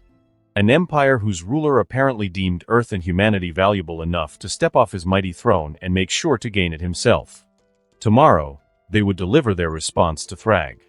Tomorrow, Earth would officially become a protectorate of the Viltrum Empire. And Cecil Stedman, who had spent his entire career protecting Earth from threats both foreign and domestic, would have to learn how to serve a new master. Well, he muttered to himself, at least the health benefits should be good. Maybe I'll get to live a couple decades longer. He turned and walked back into the building, already planning how to restructure the GDA for its new role in a Viltrumite-ruled world. If humanity was going to survive this transition, they'd need people like him, pragmatists who could work within the system, even as it changed around them. It wasn't the future he'd imagined, but it was the future they had. And Cecil Stedman had always been good at playing the hand he was dealt, even when the cards were crap. Tomorrow would bring a new era for Earth. All they could do now was hope that Thragg would keep his word about making it a better one. The Grayson household was quiet that evening. Too quiet. The kind of quiet that follows a bomb detonation, when the initial blast has passed, but the dust is still settling, and everyone is trying to make sense of what remains. Thragg had departed shortly after their return from the Pentagon, stating that he would give the family privacy to discuss matters. His perceptiveness was unnerving. He seemed to understand that Nolan needed space to speak freely with his family without fear of his ruler's judgment. Nolan sat at the kitchen table, his massive frame somehow looking diminished. His Omni-Man uniform was gone, replaced by the civilian clothes of Nolan Grayson, husband, father, and travel writer. The disguise he had worn for 20 years had somehow become more real than he had ever anticipated. Across from him, Debbie clutched a glass of wine, her knuckles white. She hadn't spoken more than a few words since they'd returned home. Mark paced the kitchen, unable to sit still, the events of the day playing over and over in his mind. So, Debbie finally broke the silence, her voice tight with controlled emotion. When were you planning to tell us that you were sent here to prepare Earth for, what exactly? Conquest? Colonization? Nolan looked up, meeting his wife's gaze. I wasn't. The simple honesty of his response seemed to catch Debbie off guard. She had expected denials, justifications, and excuses. Not this blunt admission. You weren't going to tell us, she repeated flatly. Ever. No. Nolan's voice was steady and measured. That was never part of the plan. Mark stopped pacing. What was the plan, Dad? What exactly were you sent here to do? Nolan took a deep breath. When he spoke, his voice carried the weight of truths long hidden. I was sent to evaluate Earth's compatibility with Viltrumite physiology, to determine if humans and Viltrumites could reproduce successfully.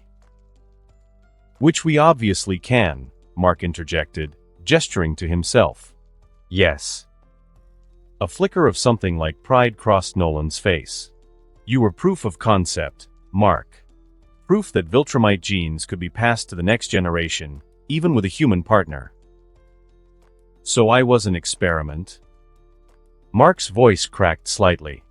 No, Nolan said firmly, rising from his seat. You were never just an experiment to me. Never. But that's why you had me, isn't it? Mark pressed. To see if it could be done? Nolan hesitated, and in that hesitation, Debbie found her anger. Answer him, Nolan, she demanded. Was our son just part of your mission? Was I? Nolan turned to her, his expression softening. At first, yes.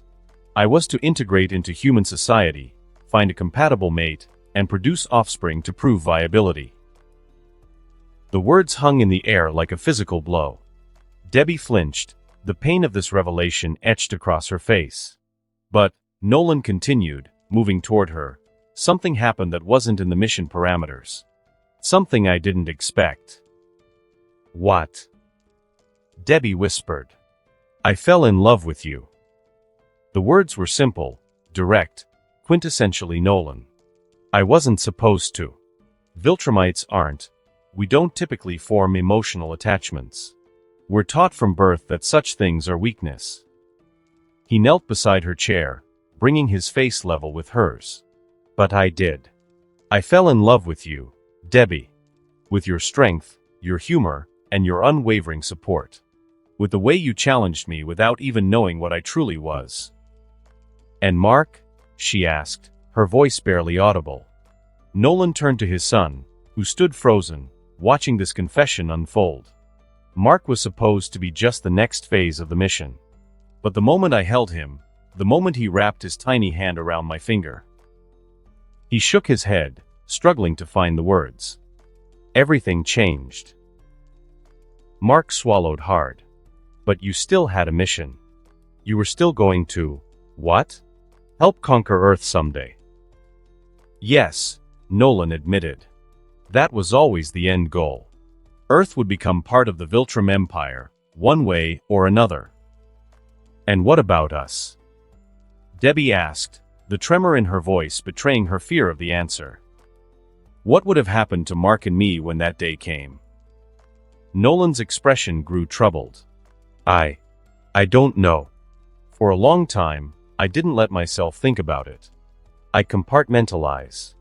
The mission was the mission, and my life with you was separate. That's bullshit, Mark said, anger flaring. You can't have it both ways, Dad. You can't claim to love us and also plan to subjugate our entire planet. I know, Nolan acknowledged, rising to his full height. It's a contradiction I've tried and failed to live with for years. One I've struggled with more and more as time passed. He moved to the window, looking out at the quiet suburban street. When I first came to Earth, everything seemed simple. I was a Viltrumite, superior in every way to humans. My mission was clear. But then I met you, Debbie. I had Mark. I became part of this world in ways I never anticipated. Turning back to face them, his expression was more vulnerable than either had ever seen. I started to question things I'd never questioned before. The Viltrumite way. Our methods. Our goals. Is that why you never completed your mission? Mark asked. Why didn't you eliminate Earth's defenses like Thragg said you were supposed to? Nolan nodded slowly. I told myself I was being thorough. That I needed more time to assess. But the truth is, now that everything is clear, now that I've begun to accept it, I was delaying. Putting off the inevitable because I didn't want to face what it would mean for us. Debbie set down her wine glass, her hand steadier now. So what happens now, Nolan? Thragg is here. He's made his intentions clear. Where do your loyalties lie? It was the question Nolan had been dreading. The one he'd been avoiding for years. I don't know, he admitted, the words clearly difficult for him. For millennia, my loyalty to Viltrum was absolute. It was everything I was. Everything I knew. He moved back to the table, placing his hands flat on its surface. But now I have you. I have Mark. I have a life here that means more to me than I ever thought possible. That's not an answer, Debbie pressed. It's the only one I have right now, Nolan replied, his voice tinged with frustration. Thragg is the Grand Regent. His power is, you saw what he did to the Guardians. To me. Defying him isn't an option. So you'll help him take over Earth?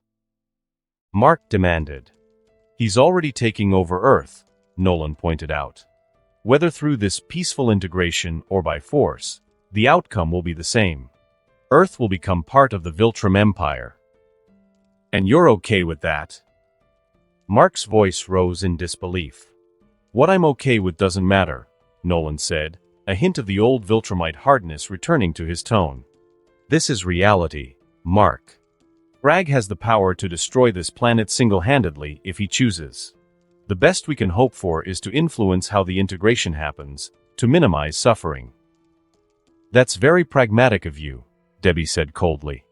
Nolan turned to her, his expression softening again. Debbie, please. Try to understand my position. I'm caught between worlds. Between loyalties. Between the duty I was born to and the family I've grown to love. Then choose, she said simply.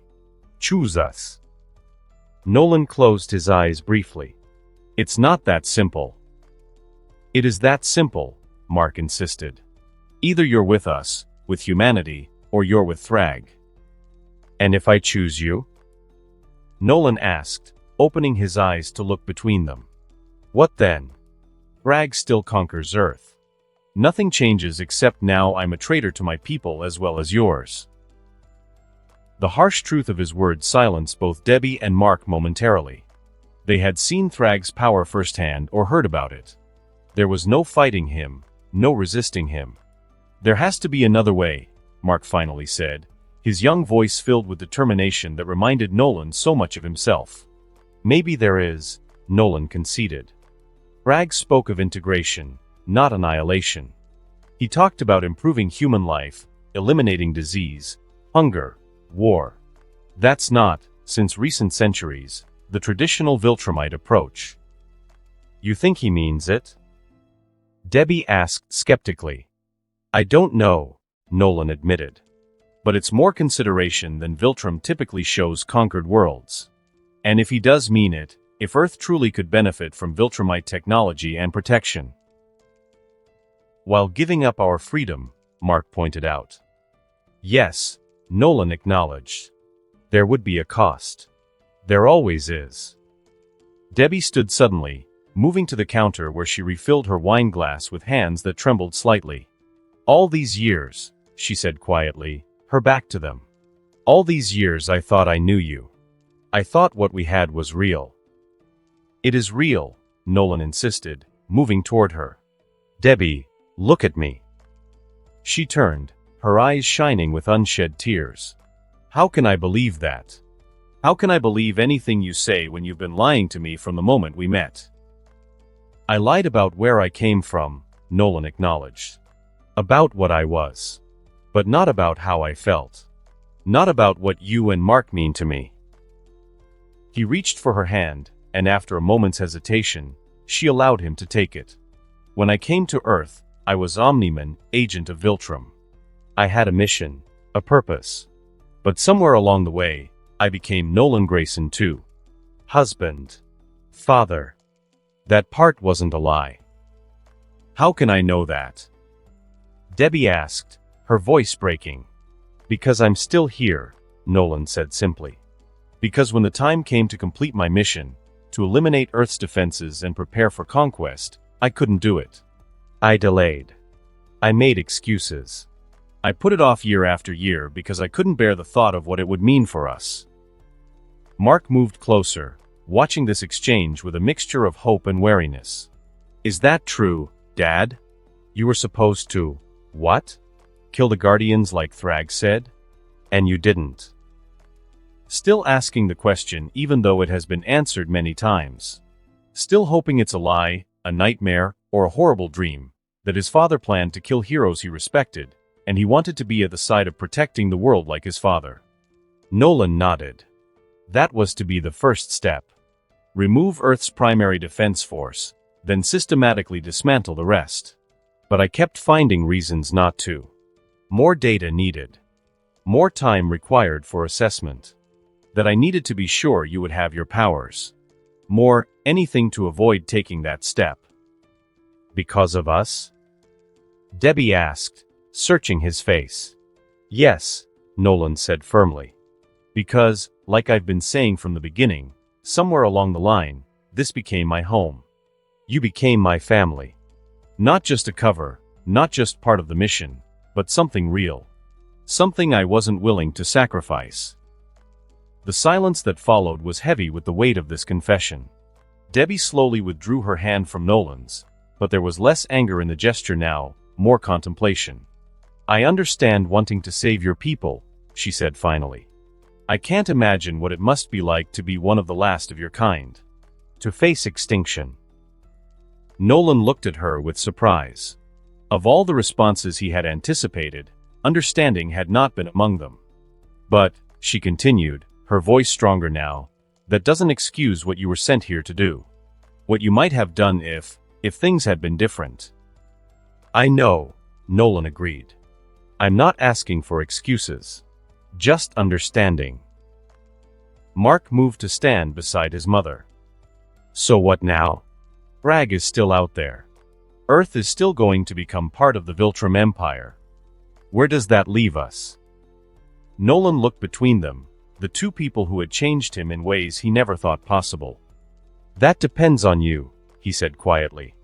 "On whether you can accept what I am, what I was sent here to do, and what Thragg still wants me to do and still see me as your husband. Your father." Debbie's expression softened slightly. "You're asking a lot, Nolan." "I know," he acknowledged. "But I'm asking because you matter to me. Because if I lose you, both of you, then none of the rest of it matters."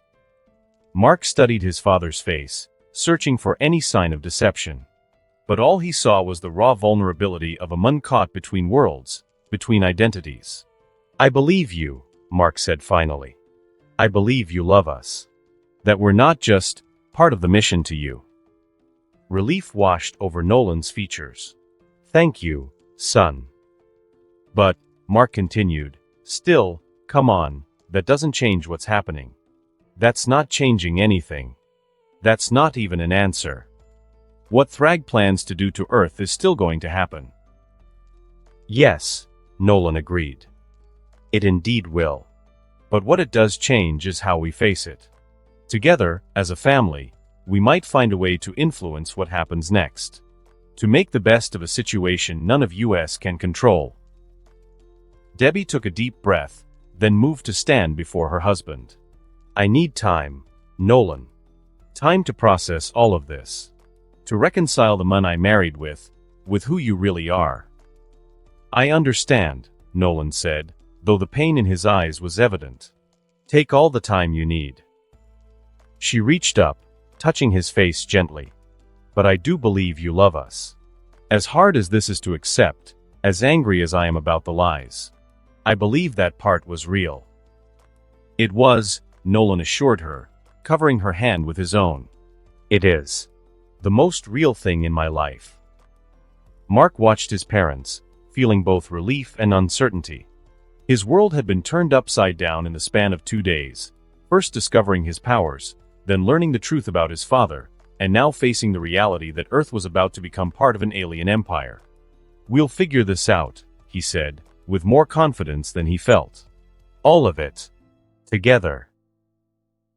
Nolan looked at his son with pride. "Yes. Together." In homes across America, families gathered around television screens, tension palpable in living rooms from New York to Los Angeles. In Tokyo, late-night crowds formed beneath massive public displays. In Moscow, early risers huddled over smartphones. In Rio de Janeiro, cafes fell silent as patrons stared at mounted screens. From London to Sydney, Cape Town to Mumbai, the world held its collective breath. An hour earlier, an unprecedented global announcement had interrupted regular programming on every network worldwide. This is a global emergency broadcast. At noon Eastern Standard Time, world leaders will address a situation of critical international importance. All citizens are advised to seek access to news broadcasts. This is not a test. Repeat, this is not a test. No further details had been provided, but rumors had been swirling for days. Strange sightings over Washington, D.C. military mobilizations. Government officials working through the night. And most disturbing of all, unconfirmed reports, apparent leaks, that the Guardians of the Globe had suffered a devastating defeat against an unknown entity. In a modest apartment in Chicago, Maria Gonzalez clutched her rosary as she watched the news with her 3 children. The small living room felt even smaller with the weight of uncertainty pressing down on them. "What do you think is happening, Mama?" her youngest asked, eyes wide with fear. "I don't know, Mijo," she whispered, eyes fixed on the screen where reporters speculated wildly about everything from alien invasion to impending nuclear war. "They wouldn't tell us if it was really bad, would they?" her teenage daughter asked. "They'd just let it happen." Maria had no answer. Her middle child, 12-year-old Diego, sat cross-legged on the floor, rapidly scrolling through social media on his tablet. "People are saying Omni-Man was seen with some weird guy in Washington," Diego reported. "And that the Guardians got beat up real bad." "That can't be true," his sister scoffed, though uncertainty tinged her voice. "Nobody can beat the Guardians. That's why they're called the Guardians." "I saw a video," Diego insisted. "It was blurry, but you could see Red Rush getting thrown like a baseball." "That was fake, an edit dash, that's enough," Maria said firmly. "No more scary stories. We wait for the official announcement." Her phone buzzed with a text from her sister in Los Angeles. "Are you watching this? What's happening?" Maria typed back, "We're watching. Nobody knows anything yet. Stay safe." The newscaster's voice drew their attention back to the screen. "We're getting reports of unusual atmospheric disturbances over the Atlantic Ocean. NASA officials have declined to comment, but amateur astronomers are suggesting these could be signs of, well, I hesitate to speculate further without confirmation." "Aliens," Diego whispered. "I knew it." In a high-rise apartment in Seoul, Dr. Kim Jun-ho watched the international news feed with his colleagues from the university's physics department, their video conference filled with theories. "It has to be extraterrestrial," Professor Park insisted, adjusting his glasses nervously. "The energy readings from Washington, D.C., yesterday were off the charts. Nothing on Earth could generate that kind of power." "If it were hostile aliens, we'd already be under attack," Dr. Lee countered, her voice steady despite the circumstances. "This feels more like negotiation." "Negotiation implies we have something to offer," Dr. Kim said quietly. "Or something to lose." Professor Yoon, the eldest of the group, had remained silent until now. "The Guardians of the Globe," he said finally. "There are reports they were defeated in some kind of confrontation." "Defeated?" Dr. Lee's composure faltered. "That's impossible. Even the Mahler twins couldn't, not by a human threat," Dr. Kim interrupted. "By something else." "The American government is being unusually tight-lipped," Professor Park noted. "Even by their standards." "My cousin works for the Korean Intelligence Service," Dr. Lee said hesitantly. "She texted me this morning. Said something big was happening. Global scale big." The last time governments coordinated a global announcement was the COVID pandemic, Professor Yoon reminded them. "And before that?" "There is no before that," Dr. Kim finished. "Not in our lifetime." His phone chimed with an alert. "They're saying the ISS has been repositioned." Astronauts reported seeing something in Earth orbit. The scientists fell silent, each contemplating the implications. "Whatever's happening," Professor Park said finally, "the world will be different after today. One way or another." In a rural farmhouse outside Melbourne, the Davidson family sat in silence around their television.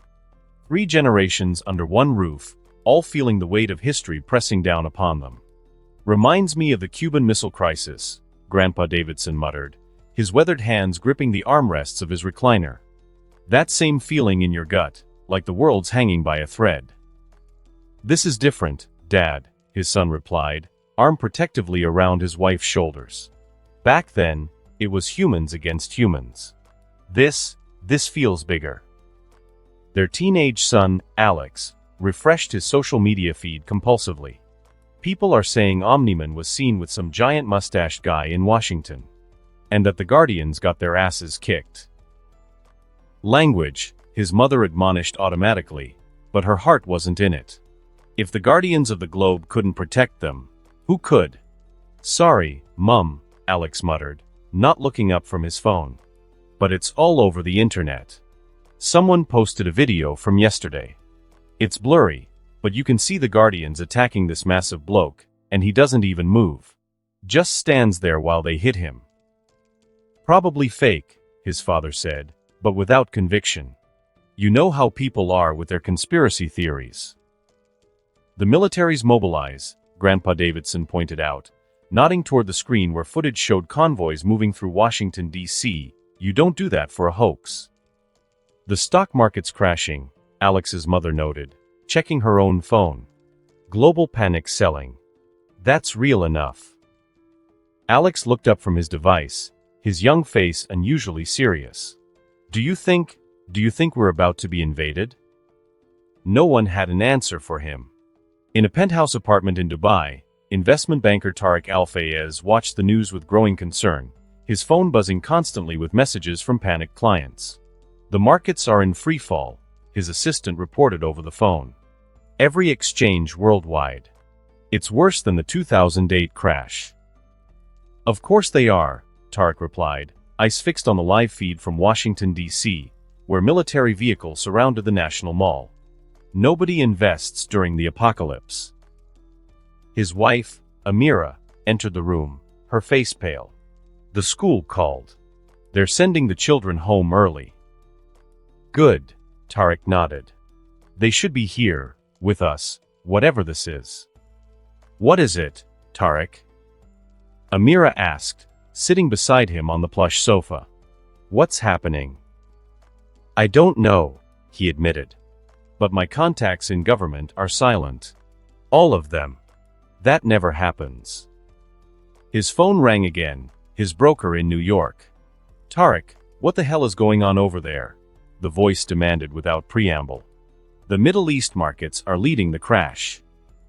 It's the same here as everywhere else, Jonathan, Tariq replied calmly. We're waiting for the announcement. There are rumors. Jonathan lowered his voice. Big rumors. About visitors. Visitors. Not from around here. Way not from around here. And supposedly, they've made some kind of demand. Tariq's blood ran cold. What kind of demand? The kind you can't refuse. Look, I've got to go. Just, be ready for anything. The line went dead. Tariq turned to his wife, who had heard enough to understand. Call your parents, he told her. Tell them to come here. Whatever's happening, we should be together. In a crowded bar in Mexico City, patrons who had come to watch a football match now stood in silent attention as the screens showed news anchors struggling to maintain composure. They say the American government has been in emergency sessions for the past 48 hours, the bartender, Miguel, told a customer as he poured another tequila. My cousin works at the embassy. Says nobody's slept since Tuesday. What about Omega Mun? Someone called out from the back. Where are the heroes when we need them? It's Omniman, another patron corrected, an American expatriate named Dave. And word is, he's with them. Whoever they are. A hush fell over the bar. If Earth's strongest hero had switched sides, what hope did humanity have? That can't be right, a young woman protested. Omniman protects Earth. He wouldn't betray us. My brother-in-law is in the Mexican Air Force, an older man said gravely. He says they've been on high alert since yesterday. All leaves cancelled. Aircraft fueled and armed. For what? Someone asked. What could our planes do against something that beat the Guardians? Die bravely, the old man shrugged. Sometimes that's all you can do. Miguel turned up the volume as a news anchor reported, we're receiving confirmation that an unprecedented joint session of the United Nations Security Council concluded just hours ago. The vote was reportedly nearly unanimous, though on what measure remains unclear. A vote. Dave frowned. What could they be voting on? Whether to fight or surrender, Miguel suggested grimly. Surrender to whom? The young woman demanded. Before anyone could answer, the television switched to a view of the National Mall in Washington, D.C., where a perimeter of military vehicles surrounded the Lincoln Memorial. Look, someone shouted, pointing at the screen. On top of the memorial, a tall, muscular figure stood silhouetted against the morning sky, cape billowing in the breeze. "Is that him?" the young woman whispered. "The alien?" "Dios mío," Miguel murmured, crossing himself. "What have we done to deserve this?" In a modest flat in London, retired schoolteacher Margaret Whitley sat alone, her cat curled in her lap, as she watched the BBC's coverage with remarkable calm. "I've lived through the Blitz, the Cold War, and more prime ministers than I care to count," she told her cat, Archie. "Whatever this is, we'll weather it too." But even as she spoke, her weathered hands trembled slightly. The reporters' voices carried an edge of fear she hadn't heard since those dark days of 1940. Her doorbell rang, startling both her and Archie. She opened it to find her neighbor, Mrs. Patel, standing there with her young daughter. "Margaret, I'm sorry to disturb you," Mrs. Patel said, her voice strained. "But with my husband away on business, I didn't want to be alone for the announcement." "Of course, dear." Margaret stepped aside. "Come in, both of you. I've just put the kettle on." As they settled in the living room, Mrs. Patel's daughter, Priya, asked innocently, "Is it the end of the world, Mrs. Whitley?" "Priya," her mother admonished, "don't say such things."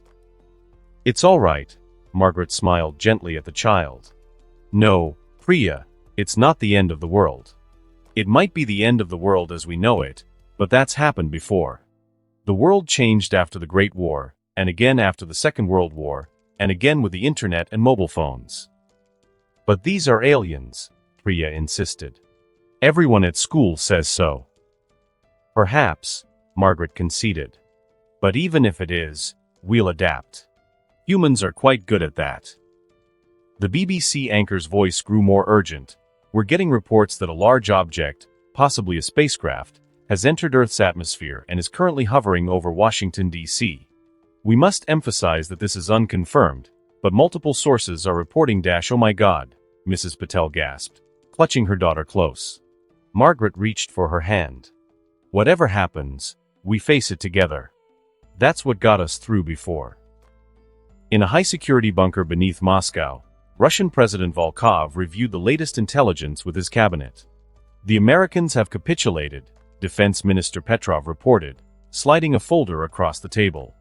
The Security Council vote was nearly unanimous. "And what choice did they have?" Foreign Minister Orlova asked, her normally immaculate appearance showing signs of strain after 2 sleepless nights. "After what happened to the Guardians. After what this Thragg demonstrated. So we accept alien rule," Volkov said flatly, pouring himself another vodka. "After all our history, all our struggles, we bow to a mun with a mustache from beyond the stars. We adapt," Orlova corrected. "We survive. As Russians have always done." "What of our nuclear deterrent?" Volkov asked Petrov. "Useless," the defense minister replied bluntly. "If the reports about this Thragg's capabilities are even half accurate, our missiles would be as effective as spitballs." "And our superhumans?" Volkov pressed. "The Red Defenders? They've seen the footage of the Guardians' defeat."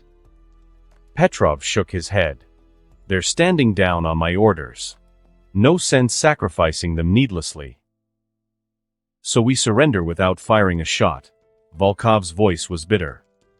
"We survive to fight another day," Orlova countered. "If there is another day to fight." An aide entered hurriedly. "Mr. President, the broadcast is about to begin." Volkov straightened his tie and composed his features. In 30 minutes, he would address the Russian people, explaining why their proud nation had bent the knee to an alien power. But first, he would watch as the American president delivered the news that would change human history forever. "Pour another round," he ordered.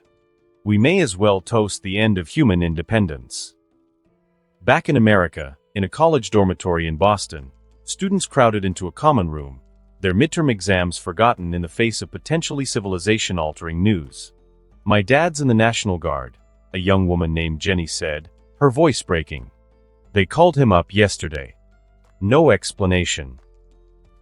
My mom works at CDC, another student, Marcus, added. She texted that they're preparing for unprecedented biomedical integration. Whatever that means.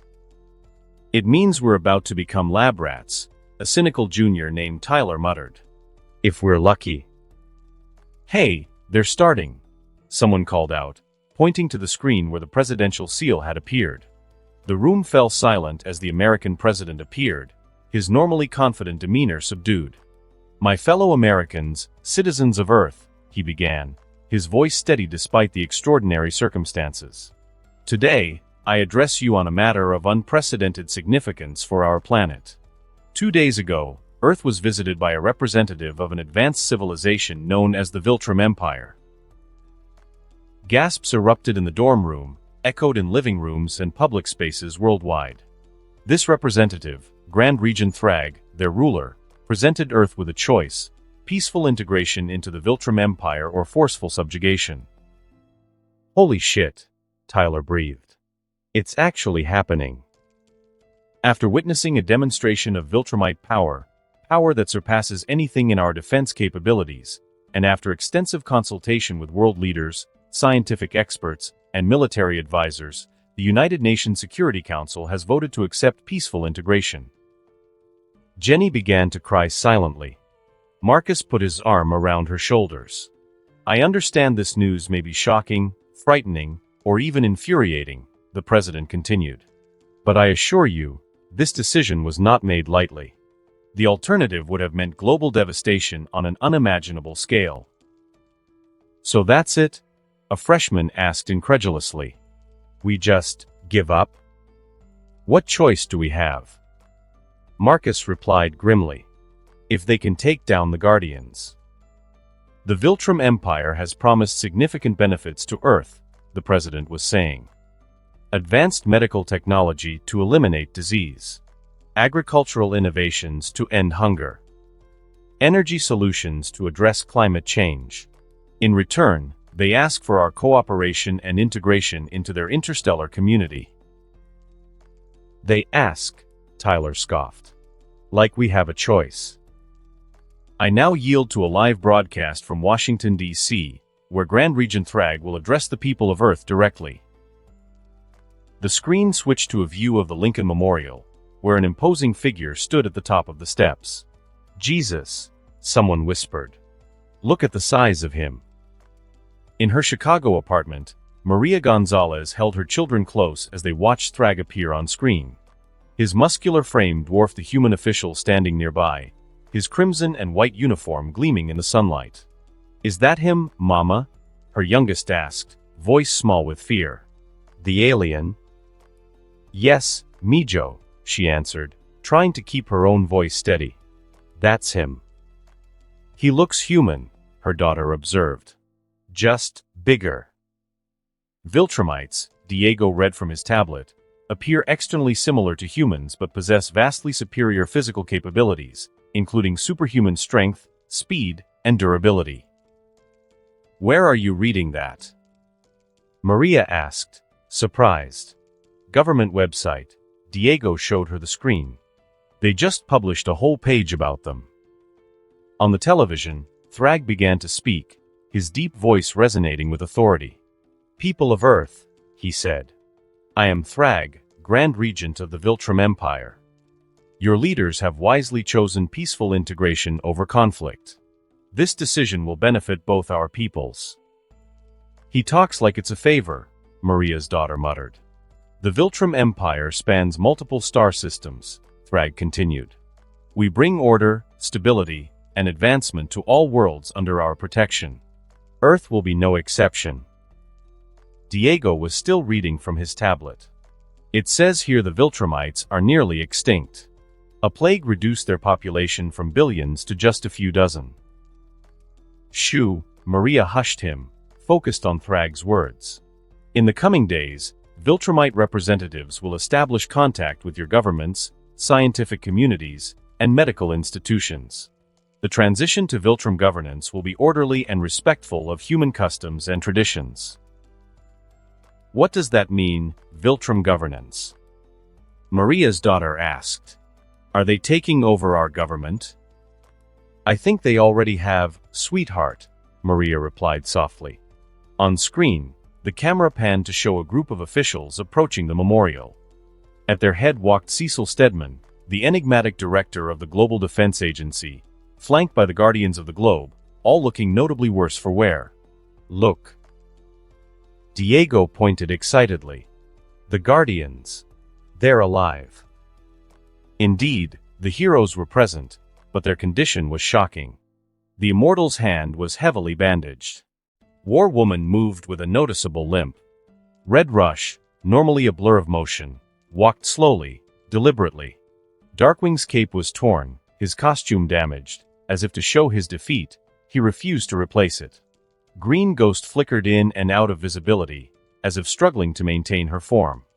Aquarius's normally lustrous scales appeared dull, damaged. What happened to them? Maria's youngest whispered. They fought, his sister answered. And they lost. In Seoul, Dr. Kim and his colleagues watched in stunned silence as Cecil Stedman approached Thragg, carrying what appeared to be an official document. Is that a surrender document? Professor Park asked incredulously. An integration agreement, Dr. Lee corrected automatically, though the distinction seemed academic. They watched as Cecil presented the document to Thragg, who accepted it with regal dignity. The United Nations Security Council, representing Earth's governments, has voted to accept your offer of peaceful integration into the Viltrum Empire. Cecil's voice carried clearly through the broadcast. A wise decision, Thragg replied, his deep voice resonating. One that will benefit both our peoples. They're just handing over the planet, Professor Yoon said in disbelief. Just like that. What alternative do they have? Dr. Kim asked. Look at the Guardians. Whatever Thragg did to them, our militaries wouldn't stand a chance. On screen, the Secretary General stepped forward, saying something about assurances regarding human rights and cultural autonomy. Thragg cut him off. These assurances are unnecessary. My word is sufficient. But I will review your document as a courtesy. The arrogance, Dr. Lee muttered. It's not arrogance if it's backed by power, Dr. Kim pointed out. And clearly, he has power to spare. Thragg finished scanning the document. Acceptable, he pronounced. Though you should understand that while I will honor these principles, the ultimate authority remains mine. There it is, Professor Park said grimly. The truth laid bare. We're subjects now, not citizens. The scientists fell silent as Thragg looked to the sky. Now, it is time for Earth to meet its new protectors. For a moment, nothing happened. Then, a distant rumble drew all eyes upward. What is that? Dr. Lee whispered as the camera panned up. Breaking through the atmosphere came a massive warship, its design unlike anything human engineers had conceived. It hovered silently above the National Mall, casting a shadow over the Washington Monument. Impossible, Professor Yoon breathed. The energy requirements for a ship that size to maintain hover in atmosphere. Clearly not impossible for them, Dr. Kim said. But it was what followed that truly silenced them. 48 figures descended from the heavens, each physically imposing, only surpassed by Thragg himself. More of them, Professor Park whispered. God help us. In the Australian farmhouse, the Davidson family watched in horror as the Viltrumites arranged themselves in formation before kneeling before Thragg, full of respect and reverence towards him. There's a bloody army of them, Grandpa Davidson muttered. 48. Alex counted quickly. Plus Thragg and Omni-Man, 50 altogether. 50 superpowered aliens, his father said grimly. Against 7 billion humans. And the 50 would win, his mother added, her voice hollow. They watched as Thragg began acknowledging his subordinates by name. General Craig. Conquest. Anissa. Lucan. Each rising to report on their specific area of responsibility. They've been planning this, Alex's father realized. This isn't spontaneous. They've had strategies in place and assignments ready. Of course they have, Grandpa Davidson snorted. You don't conquer planets on a whim, boy. Alex was frantically searching on his phone. I can't find anything about these other Viltrumites. Nothing. It's like they didn't exist until today. Because they didn't, his mother said. Not to us. On screen, Cecil Stedman was speaking again, his voice tight with controlled emotion. I wasn't aware we'd be hosting quite so many guests. The Viltrum Empire's presence on Earth will be appropriate to its importance, Thragg replied. These are but the vanguard. They will oversee the integration process and ensure compliance. Compliance, Alex's father repeated bitterly. That's what it comes down to. The Secretary General asked nervously how many more Viltrumites they should expect. None, for now, Thragg stated. Our numbers are limited. The Viltrumite race faces extinction, a fact I have been transparent about. Including Nolan and myself, there are but 50 of us remaining. Only 50 in their entire species. Alex looked up from his phone in surprise. 50 is plenty, Grandpa Davidson said grimly. More than enough to hold a planet hostage. They watched as General Craig planted the Viltrumite standard before the Lincoln Memorial, the alien banner snapping in the breeze. Let it be known, Thragg proclaimed, that as of this moment, Earth is officially a protectorate of the Viltrum Empire. Its people are under our protection. Its resources are under our stewardship. Its future is now bound to ours. And that's that, Grandpa Davidson said quietly. Earth has fallen. In Dubai, Tariq Al-Fayez watched the proceedings with his wife and children, who had arrived home just minutes before the broadcast began. His youngest daughter clung to her mother, frightened by the imposing aliens on screen. Are they going to hurt us, Baba? She asked. No, Habibti, Tariq assured her, though he felt far from certain. They say they're here to help us. Then why do they look so scary? His son asked.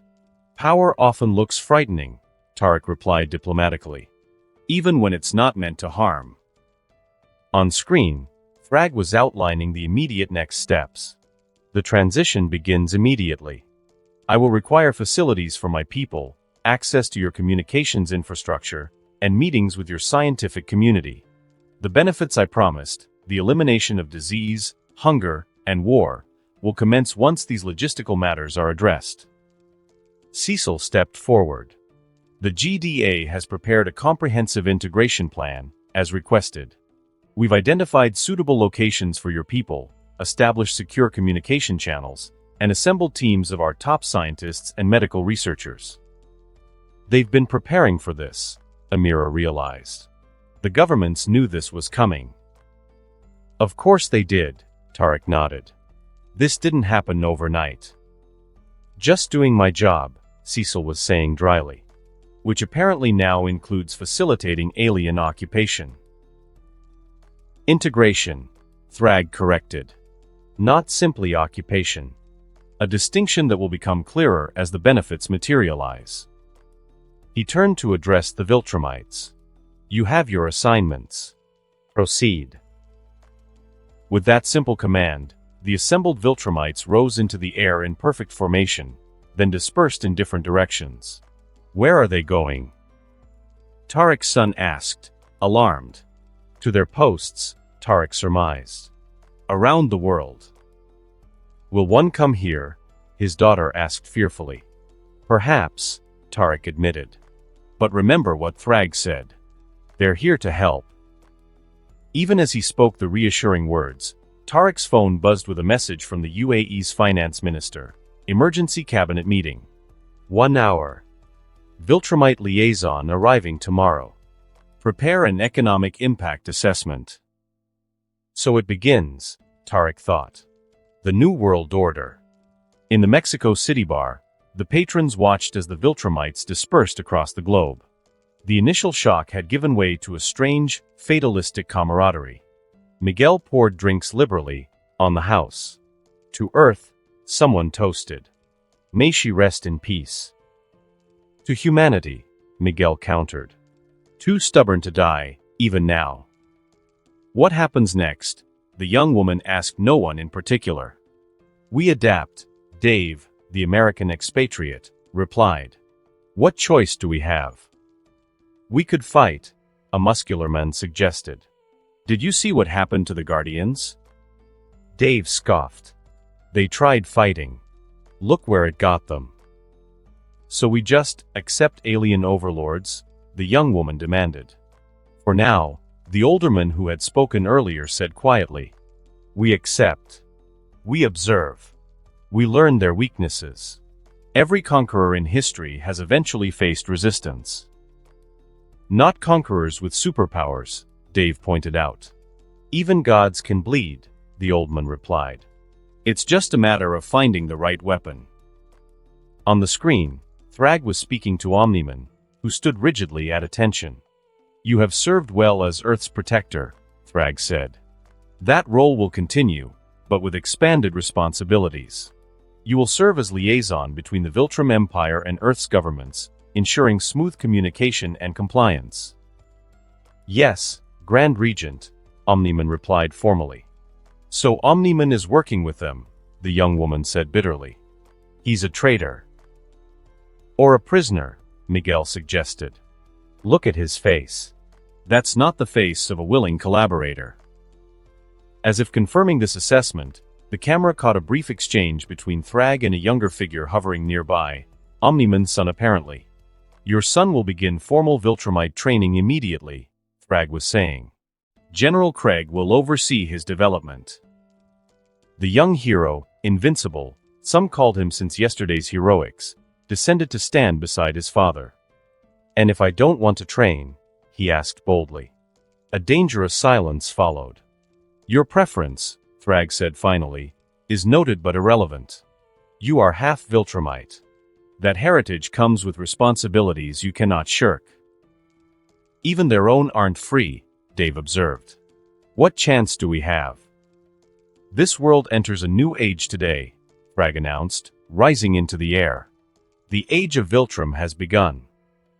As Thragg and his entourage departed toward their warship, the broadcast cut back to the American president, who began outlining the practical implications of Earth's new status. Miguel muted the television. Well, amigos, it seems we have new management. What will you do, Miguel? The young woman asked. Open the bar tomorrow, he shrugged. Pour drinks. Listen to stories. What else? Life goes on, even under alien rule. Until it doesn't, the old man said grimly. In London, Margaret Whitley, Mrs. Patel, and little Priya watched as the broadcast concluded with announcements about transition protocols and adaptation guidelines. What does it all mean, Mrs. Whitley? Priya asked, less frightened now but deeply confused.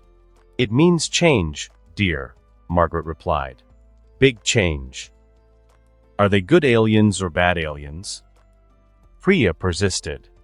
Margaret considered this. I don't think it's that simple, love. They're powerful aliens who want things their way.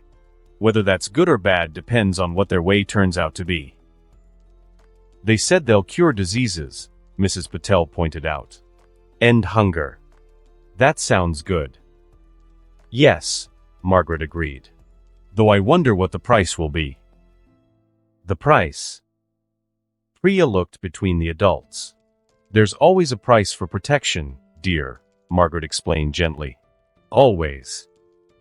Mrs. Patel's phone chimed with a notification. They're saying one of the Viltrumites will be arriving in London tomorrow. To meet with Parliament and the royal family. How exciting, Margaret said dryly. I wonder if one should curtsy to an alien overlord. Despite everything, Mrs. Patel laughed. Trust you to worry about protocol at a time like this. Protocol matters, dear, Margaret insisted. Especially with new management. Priya looked out the window, where neighbors were gathering in the street, seeking community in this moment of shared uncertainty. Will we be okay, Mrs. Whitley? She asked. Margaret patted the child's hand. We'll adapt, dear. Humans always do. In Moscow, President Volkov finished watching the broadcast in grim silence. The vodka bottle was nearly empty now. So it's done, he said finally. Earth belongs to the Viltrumites. Not belongs, Foreign Minister Orlova corrected. Is protected by. There's a distinction. A semantic one, Defense Minister Petrov grumbled. Nevertheless, Orlova insisted. The terms matter. Thragg spoke of integration, not simply conquest. Of benefits, not exploitation. Pretty words to mask ugly truth, Volkov said bitterly. We are no longer masters of our own fate. An aide entered with a tablet. Mr. President, we've received word that a Viltrumite named Krakes will arrive in Moscow tomorrow to establish formal relations. Formal relations, Volkov repeated. As if we were equals. We must prepare, Orlova said practically. Whatever our personal feelings, Russia must position itself advantageously in this new paradigm.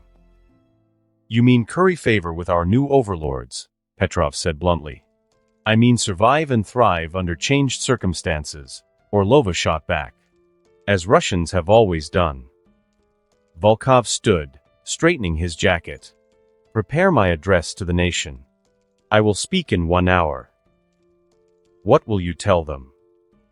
Orlova asked. Volkov's expression was grim but resolved. The truth. That the world has changed irrevocably. That we must adapt or perish. That Russia will endure, as it always has, regardless of who claims dominion over Earth. And then? Petrov asked. And then, Volkov said heavily, we begin learning how to live under Viltrumite rule. 1 week had passed since Earth became a protectorate of the Viltrum Empire. 7 days of adjustment for humanity, as Viltrumite representatives established their presence in major cities worldwide, as scientists began working with alien counterparts, and as governments restructured to accommodate the new power structure.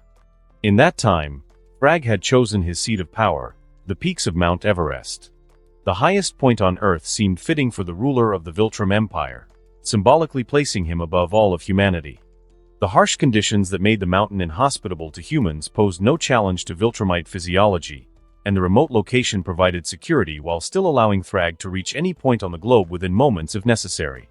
Now, standing on a massive, flattened plateau near the summit, Thragg observed as a young woman manipulated matter before his eyes.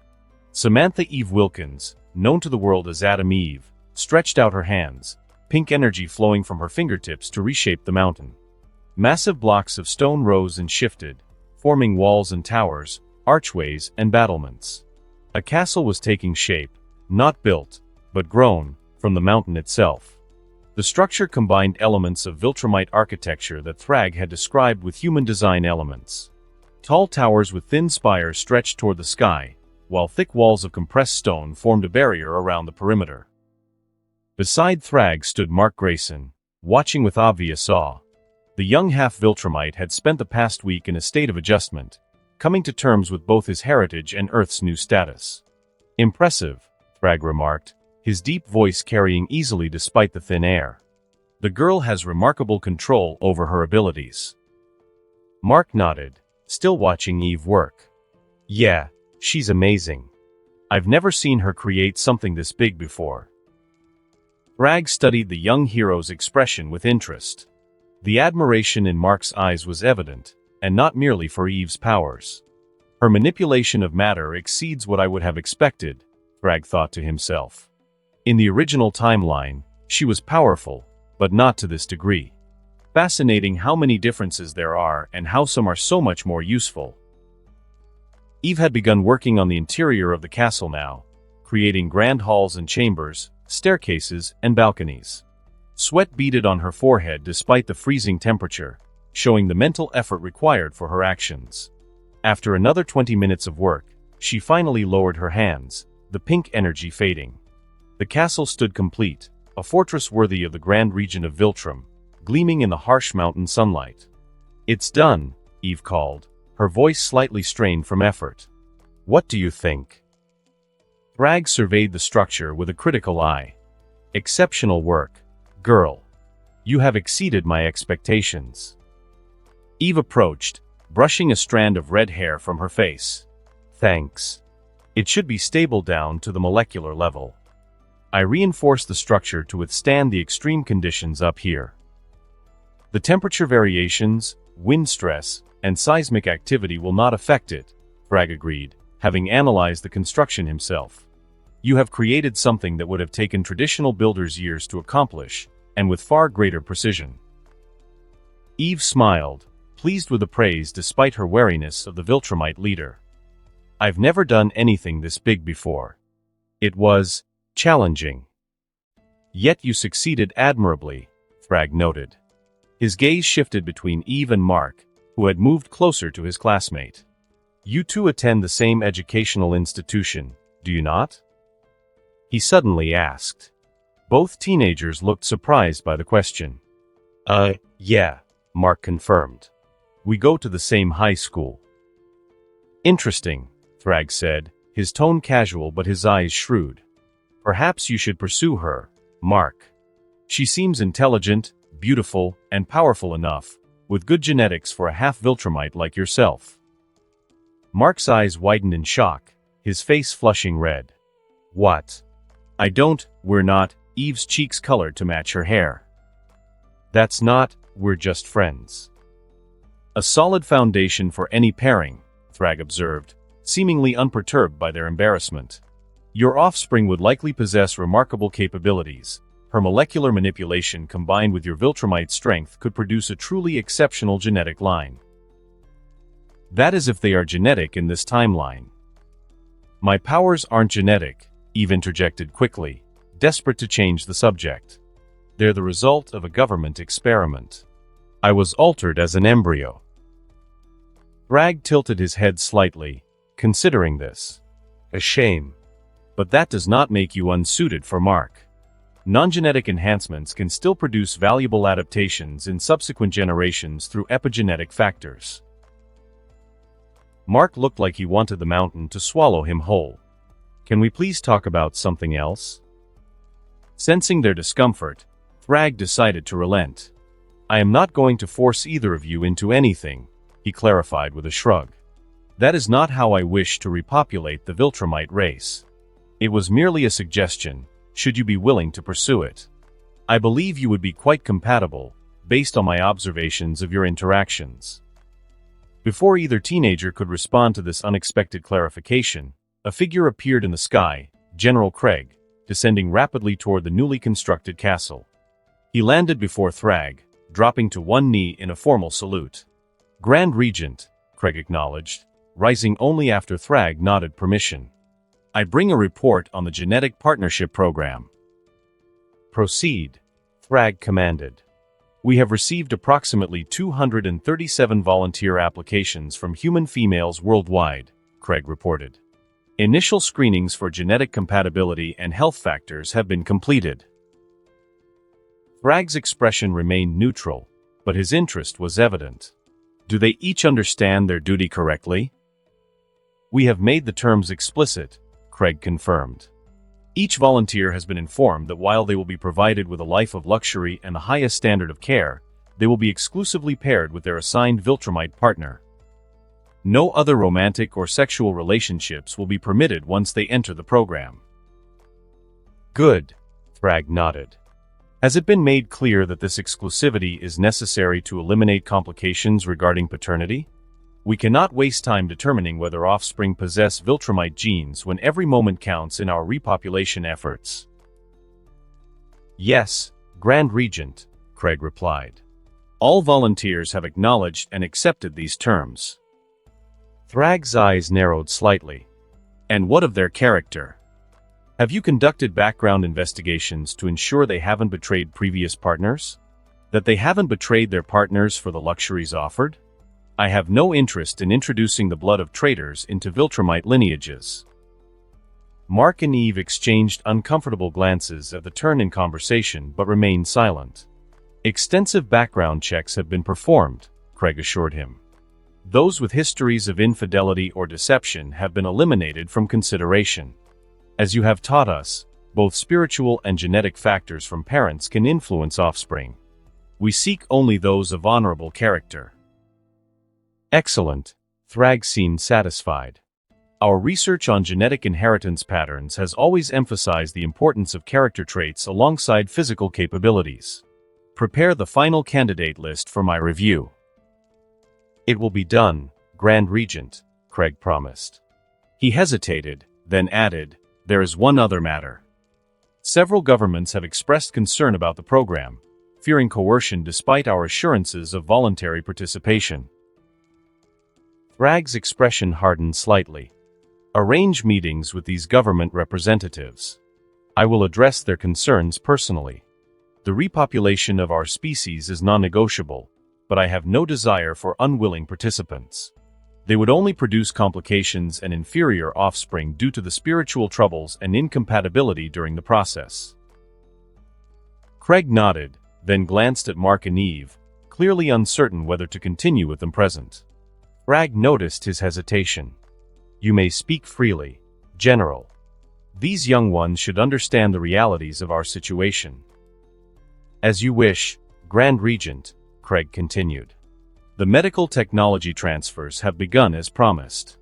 Human scientists report significant progress in adapting our treatments for their physiology. Early tests suggest cancer and several genetic disorders can be eliminated within months." "Good," Thragg nodded. "This will demonstrate our commitment to improving human life, as promised. What of the resistance movements?" Mark tensed at this, and Eve's eyes widened slightly. "Small and disorganized," Thragg reported dismissively. "Primarily online discussion groups at this stage. The Global Defense Agency is monitoring them. Director Stedman believes most will dissipate as the benefits of Viltrumite rule become apparent." "And if they do not?" Thragg asked. "Then they will be dealt with appropriately," Thragg stated. "With minimal force, as you instructed."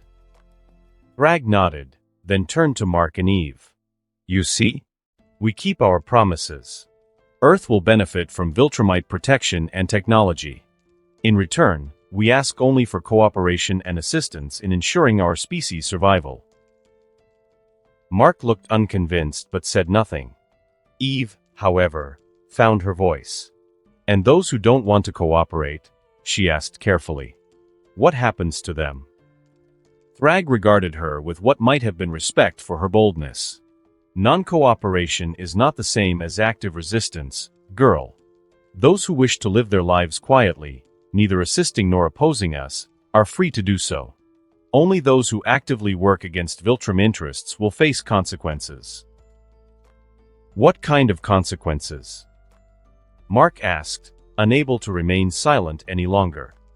"Proportional ones," Thragg replied simply. "I am not a tyrant, Mark. I am a ruler. There is a difference." Before Mark could respond, Thragg turned back to Thragg. "You have additional duties to attend to, General. You may go." Thragg saluted once more, then launched himself into the sky, disappearing within seconds. Thragg surveyed his new fortress with evident satisfaction. "Your work is complete for today as well, Samantha Eve Wilkins. You have my gratitude." Eve nodded, still processing the conversation she had just witnessed. You're welcome, Grand Regent." "Mark will escort you home," Thragg continued. "Tomorrow, General Thragg will begin Mark's formal Viltrumite education. But his true combat training will come from me." Mark looked surprised. "I thought Thragg was handling all my training." "Thragg will teach you history, culture, and basic combat forms," Thragg clarified. "But you require special attention as a half-Viltrumite. Your unique physiology demands a customized approach that only I can provide." There was something in Thragg's tone, not quite warmth, but perhaps a hint of personal interest, that seemed to catch Mark off guard. "Oh, okay. Thanks," he managed. Thragg nodded.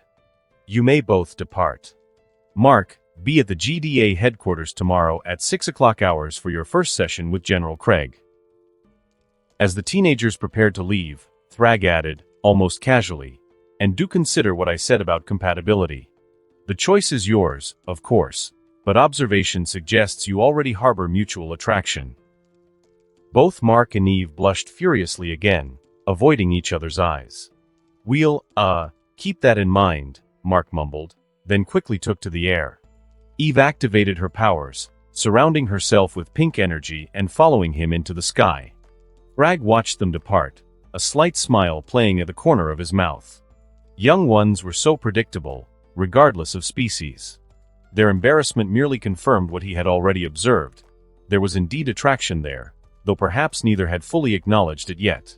From what he understood, Eve and that Rex boy had already broken up because of his infidelity.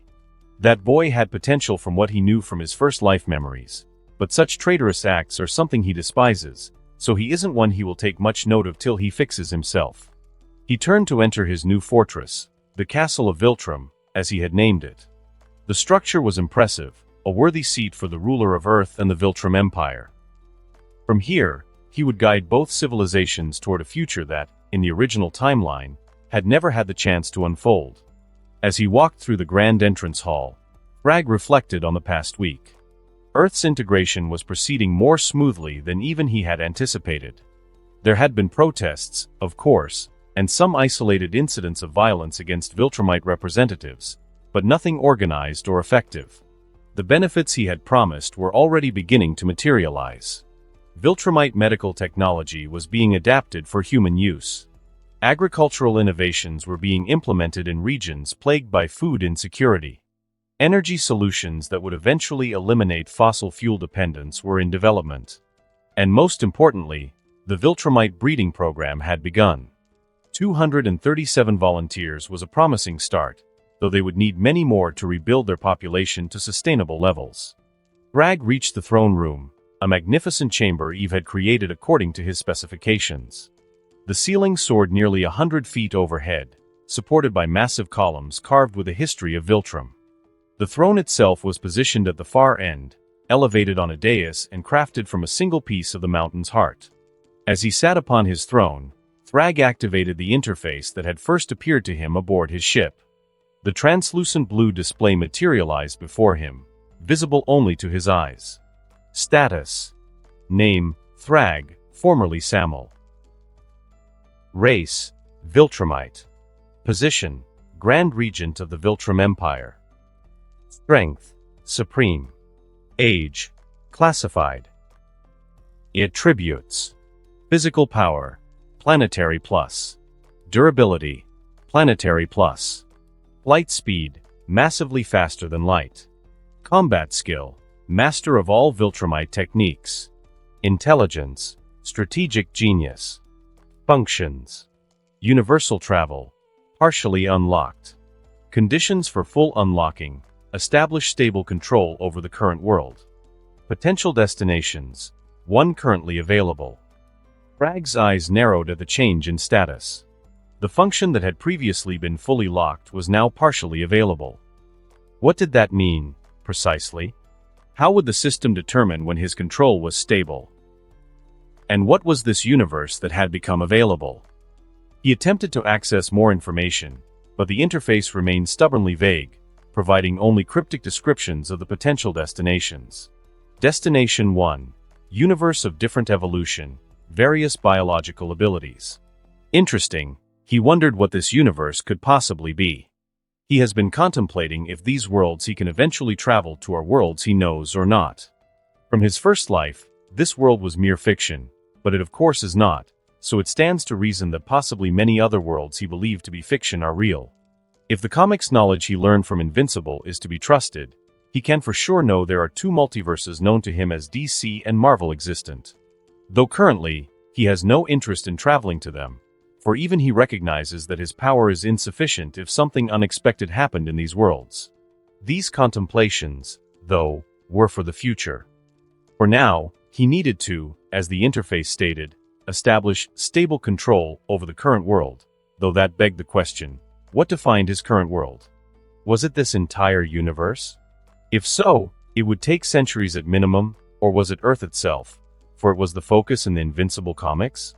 If it is the latter, then this interface, as he is beginning to suspect, has some profound connection to his first world, to his first life.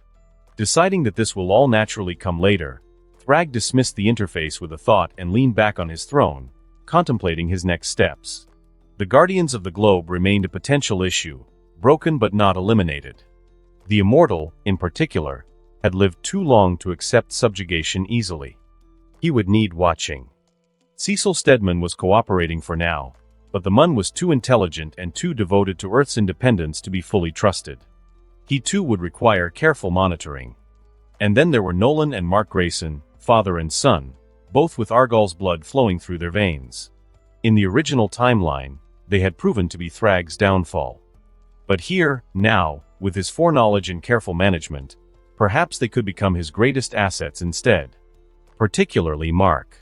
The boy was young, impressionable, and still forming his identity and values. With proper guidance, Thragg's guidance, he could become a true Viltrumite leader, embracing his heritage while retaining the compassion and adaptability his human side provided. Particularly his usefulness against the hateful scourge virus. He still needed to deal with the coalition soon and rip off that traitor Thaddeus's head, though all that is in good time. For now, though, he will focus on bringing the boy to his side, acting the good, caring uncle that he actually is, that Mark needs to start appreciating. For he now has been preventing quite the traumatic experiences from happening to the boy. Thragg smiled slightly. The age of Viltrum was proceeding exactly as he had envisioned. Earth was adapting. The Viltrumite race had begun its path to restoration. And soon, perhaps, other universes would open to his exploration and conquest. All was as it should be. The Guardians of the Globe headquarters had never felt so tense. 3 weeks into Earth's integration with the Viltrum Empire, the team was still adjusting to their new reality and their new supervisor. Anissa stood at the center of the briefing room, her imposing Viltrumite presence making the spacious chamber feel cramped. The female Viltrumite's cold eyes surveyed the assembled heroes with an expression that mixed disdain and professional assessment. "Your response times remain inadequate," she stated bluntly, reviewing data on a holographic display. 3 minutes and 42 seconds from alert to arrival at the bank robbery in Chicago yesterday. Unacceptable. War Woman, still bearing faint scars from her encounter with Thragg, crossed her arms defensively. "We can't all fly at supersonic speeds."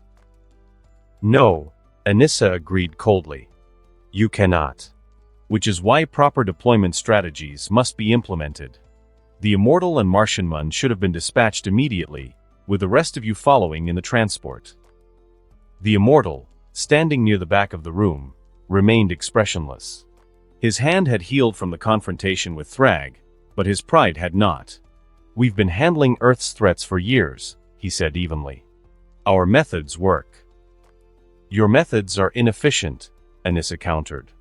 "And inefficiency costs lives." Nolan Grayson, Omni-Man, stood to the side, his position as liaison between the Viltrumites and Earth's heroes making him both part of the team and separate from it. The Guardians had accepted his continued presence with reluctant professionalism, though suspicion lingered in their interactions. "Perhaps a compromise," Nolan suggested diplomatically. "The Guardians have valuable experience with Earth's criminal elements. Their methods may appear inefficient to Viltrumite standards, but they're adapted to the specific challenges of this world." Anissa regarded him with a calculating look. "Your point has merit, Nolan. However, adaptation goes both ways. The Guardians must evolve to meet the new standards expected of them." Cecil Stedman, who had been quietly observing from a corner, finally spoke up. "Evolution takes time. Even for superheroes." "Time is precisely what we don't have," Anissa replied sharply. "Every minute wasted is another opportunity for criminals to cause harm. The Grand Regent has promised Earth's people safety and stability. We will deliver on that promise." The tension in the room thickened. Darkwing's hand drifted toward one of his gadgets, a nervous habit he developed since the Viltrumite takeover. Green Ghost flickered slightly, her molecular structure still not fully stable after her encounter with Thragg. "We have a situation," a technician announced from the communications station, breaking the standoff. "Armed robbery in progress at First National Bank downtown. For perpetrators, heavily armed, hostages reported." "Perfect timing for a demonstration," Anissa declared. "Omni-Man and I will take point. Immortal, Martian Man, you'll follow as a secondary response. The rest of you, Stand by for cleanup and civilian assistance. War Woman bristled. That's not how we operate. We work as a team. You work as I direct, Anissa stated firmly. Or you don't work at all. Cecil stepped forward. The Guardians are still Earth's primary defense force, Anissa. They have protocols which are now superseded by Viltrumite authority. She cut him off. This isn't a debate, Director Stedman. It's an instruction. Before further argument could erupt, Nolan intervened. Let's compromise. Anissa and I will go in first, but the Guardians will deploy in their standard formation, 30 seconds behind us. That gives us the advantage of Viltrumite speed while maintaining the team's established protocols. Anissa considered this for a moment, then gave a curt nod. Acceptable. For now. Red Rush, who had been uncharacteristically quiet, finally spoke up. We should go. People are in danger while we stand here arguing. At least one of you understands priorities, Anissa remarked. Move out. The First National Bank's Grand Marble Lobby had been transformed into a hostage situation. 4 men in tactical gear and clown masks held automatic weapons on a group of terrified civilians huddled against the far wall. The leader was barking orders at a trembling bank manager to open the vault. Hurry up. We know you've got the override code, he shouted, pressing his rifle against the manager's temple. I am trying, the manager stammered, fingers shaking as he punched numbers into the vault's keypad. The system has a time delay the front doors exploded inward with such force that marble chunks flew across the lobby. Anissa stood in the shattered doorway, her expression cold. Surrender now, she commanded. You will not be given a second chance. The robbers reacted with panic, swinging their weapons toward the Viltrumite. Before they could fire a single shot, Omni-Man appeared behind 2 of them, disarming them with such speed that their weapons seemed to simply vanish from their hands. The leader grabbed the bank manager, using him as a shield while pressing his gun to the man's head. Stay back. I'll kill him. Anissa's eyes narrowed. No. You won't. She moved so quickly that human eyes couldn't track her. One moment she was at the entrance. The next, she was directly in front of the leader, her hand crushing his wrist that held the gun. The weapon clattered to the floor as the Mun screamed in agony. You threaten innocent lives for money, she said, her voice eerily calm as she lifted him by his throat, the bank manager forgotten and stumbling away. You are the worst kind of parasite. The 4th robber, seeing his companions neutralized, made a desperate break for the rear exit. He made it 3 steps before Red Rush appeared in his path, having arrived with the rest of the Guardians. Going somewhere? The speedster quipped before delivering a rapid series of punches that left the criminal unconscious on the floor. War Woman and Darkwing moved to secure the other criminals while Green Ghost and Aquarius began helping the hostages. The Immortal hovered near the ceiling, surveying the scene with a critical eye. Anissa still held the leader aloft, his face turning purple as he gasped for air. His feet kicked uselessly as he dangled in her grip. Anissa, Nolan said quietly. That's enough. Is it? She asked, not loosening her grip. This vermin was prepared to execute an innocent Mun for paper currency. He deserves worse than a prison cell. The Immortal descended, positioning himself beside her. That's not how justice works on Earth. Perhaps that's why your crime rates are so high, she retorted. No real consequences. The consequence is losing his freedom, the Immortal countered. He'll stand trial and be sentenced according to our laws. Inefficient, Anissa muttered, but finally released her grip. The robber collapsed to the floor, gasping and clutching his throat. Your human justice system is too lenient. War Woman approached, her battle axe still in hand. Maybe so, but it's our system. And it's built on principles worth protecting. Principles that allow criminals like this to terrorize innocent people? Anissa gestured dismissively at the groaning robber. Where is the protection in that? Cecil Stedman entered the bank, having arrived by teleportation. The protection is in the process, Anissa. In ensuring that power isn't abused, that everyone, even criminals, has rights. Rights they didn't extend to their victims, she pointed out. That's what separates us from them, the immortal said firmly. Anissa looked around at the assembled heroes, then at the criminals being secured by police who had just arrived. Separation is precisely the problem. You see yourselves as fundamentally different from those you protect. Viltrumites understand that we are all part of the same system. Actions have consequences, regardless of who performs them. She turned to the police officers, who were now taking custody of the robbers. These men threatened to kill innocents for financial gain. What punishment will they receive? One of the officers, startled at being directly addressed by the Viltrumite, stammered, armed robbery with hostages, probably looking at 15 to 20 years, ma'am. And they'll likely be released earlier for good behavior, Anissa noted with distaste. Then they can return to threatening more innocent lives. That's not for us to decide, Nolan interjected. Our job is to stop the immediate threat. The justice system handles the rest. Anissa's expression made it clear she found this arrangement lacking, but she didn't press the issue further. The threat has been neutralized. No casualties. Mission accomplished. As they exited the bank, reporters had already gathered outside, cameras flashing as they captured images of the Guardians working alongside the Viltrumites. Omniman. Is this a permanent arrangement? Are you back with the Guardians? One reporter called out. Anissa. What is your role with Earth's heroes? Shouted another. Cecil stepped forward, ever the professional liaison. The Guardians of the Globe continue to serve as Earth's primary superhero team, now with additional support from our Viltrumite allies. Today's successful operation demonstrates the effectiveness of this new partnership. Anissa stood impassively behind him, clearly uninterested in human media relations. Nolan, however, moved to Cecil's side. The safety of Earth's people remains our highest priority, he added smoothly. This collaboration allows us to respond more effectively to threats. Is it true that global crime rates have dropped since the Viltrumite arrival? A reporter asked. Cecil hesitated just long enough for Anissa to step forward.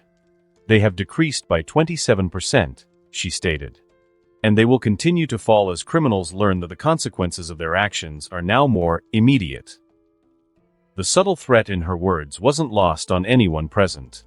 Cecil quickly wrapped up the impromptu press conference, directing the Guardians back to their transport while Nolan and Anissa took to the skies. Back at headquarters, the team gathered for debriefing. The atmosphere was tense but less hostile than before the mission. Response time, 47 seconds from alert to neutralization, Anissa announced, reviewing the data. A significant improvement. Because UN Omniman went in without waiting for proper assessment, War Woman pointed out. That's risky protocol. The risk was minimal, Anissa countered. Or humans with primitive firearms pose no threat to Viltrumites. It's not about the threat to us, the immortal said. It's about the threat to the hostages. Rushing in could have escalated the situation. In this case, it didn't, Nolan observed. But War Woman's point is valid. Even Viltrumites should follow tactical protocols when civilian lives are at stake. Anissa seemed about to argue but instead gave a slight nod. A fair assessment. Tactical refinements can be implemented.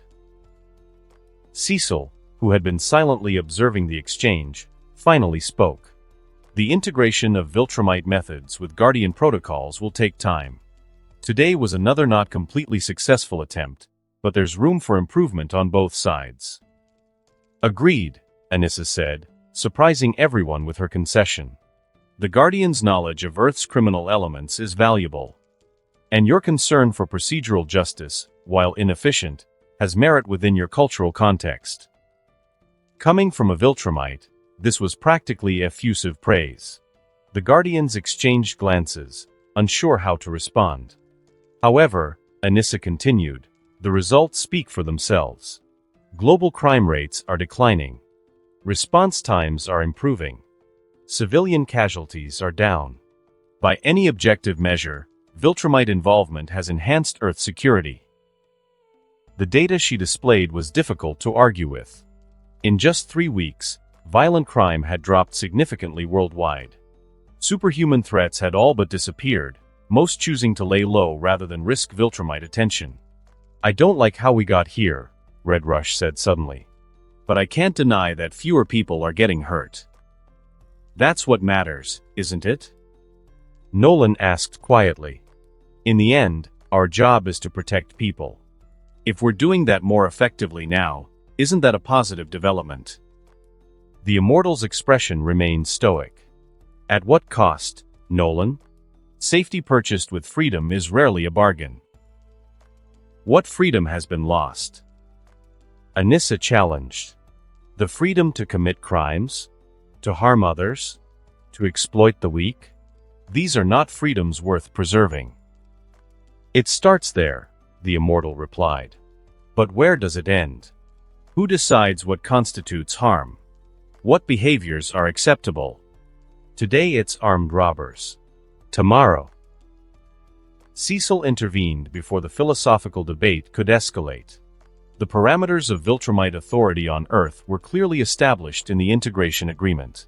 Criminal justice remains primarily under human jurisdiction, with Viltrumite assistance in apprehension and containment of threats. An arrangement the Grand Regent has honored scrupulously, Nolan pointed out. Thragg has been true to his word on every promise made. This was undeniably true. Viltrumite medical technology was already being implemented in hospitals worldwide, with miraculous results. Previously incurable diseases were being eradicated. Agricultural innovations were increasing crop yields in famine-stricken regions. Energy solutions were reducing pollution and resource scarcity. For all the concerns about Viltrumite rule, the benefits were real and substantial.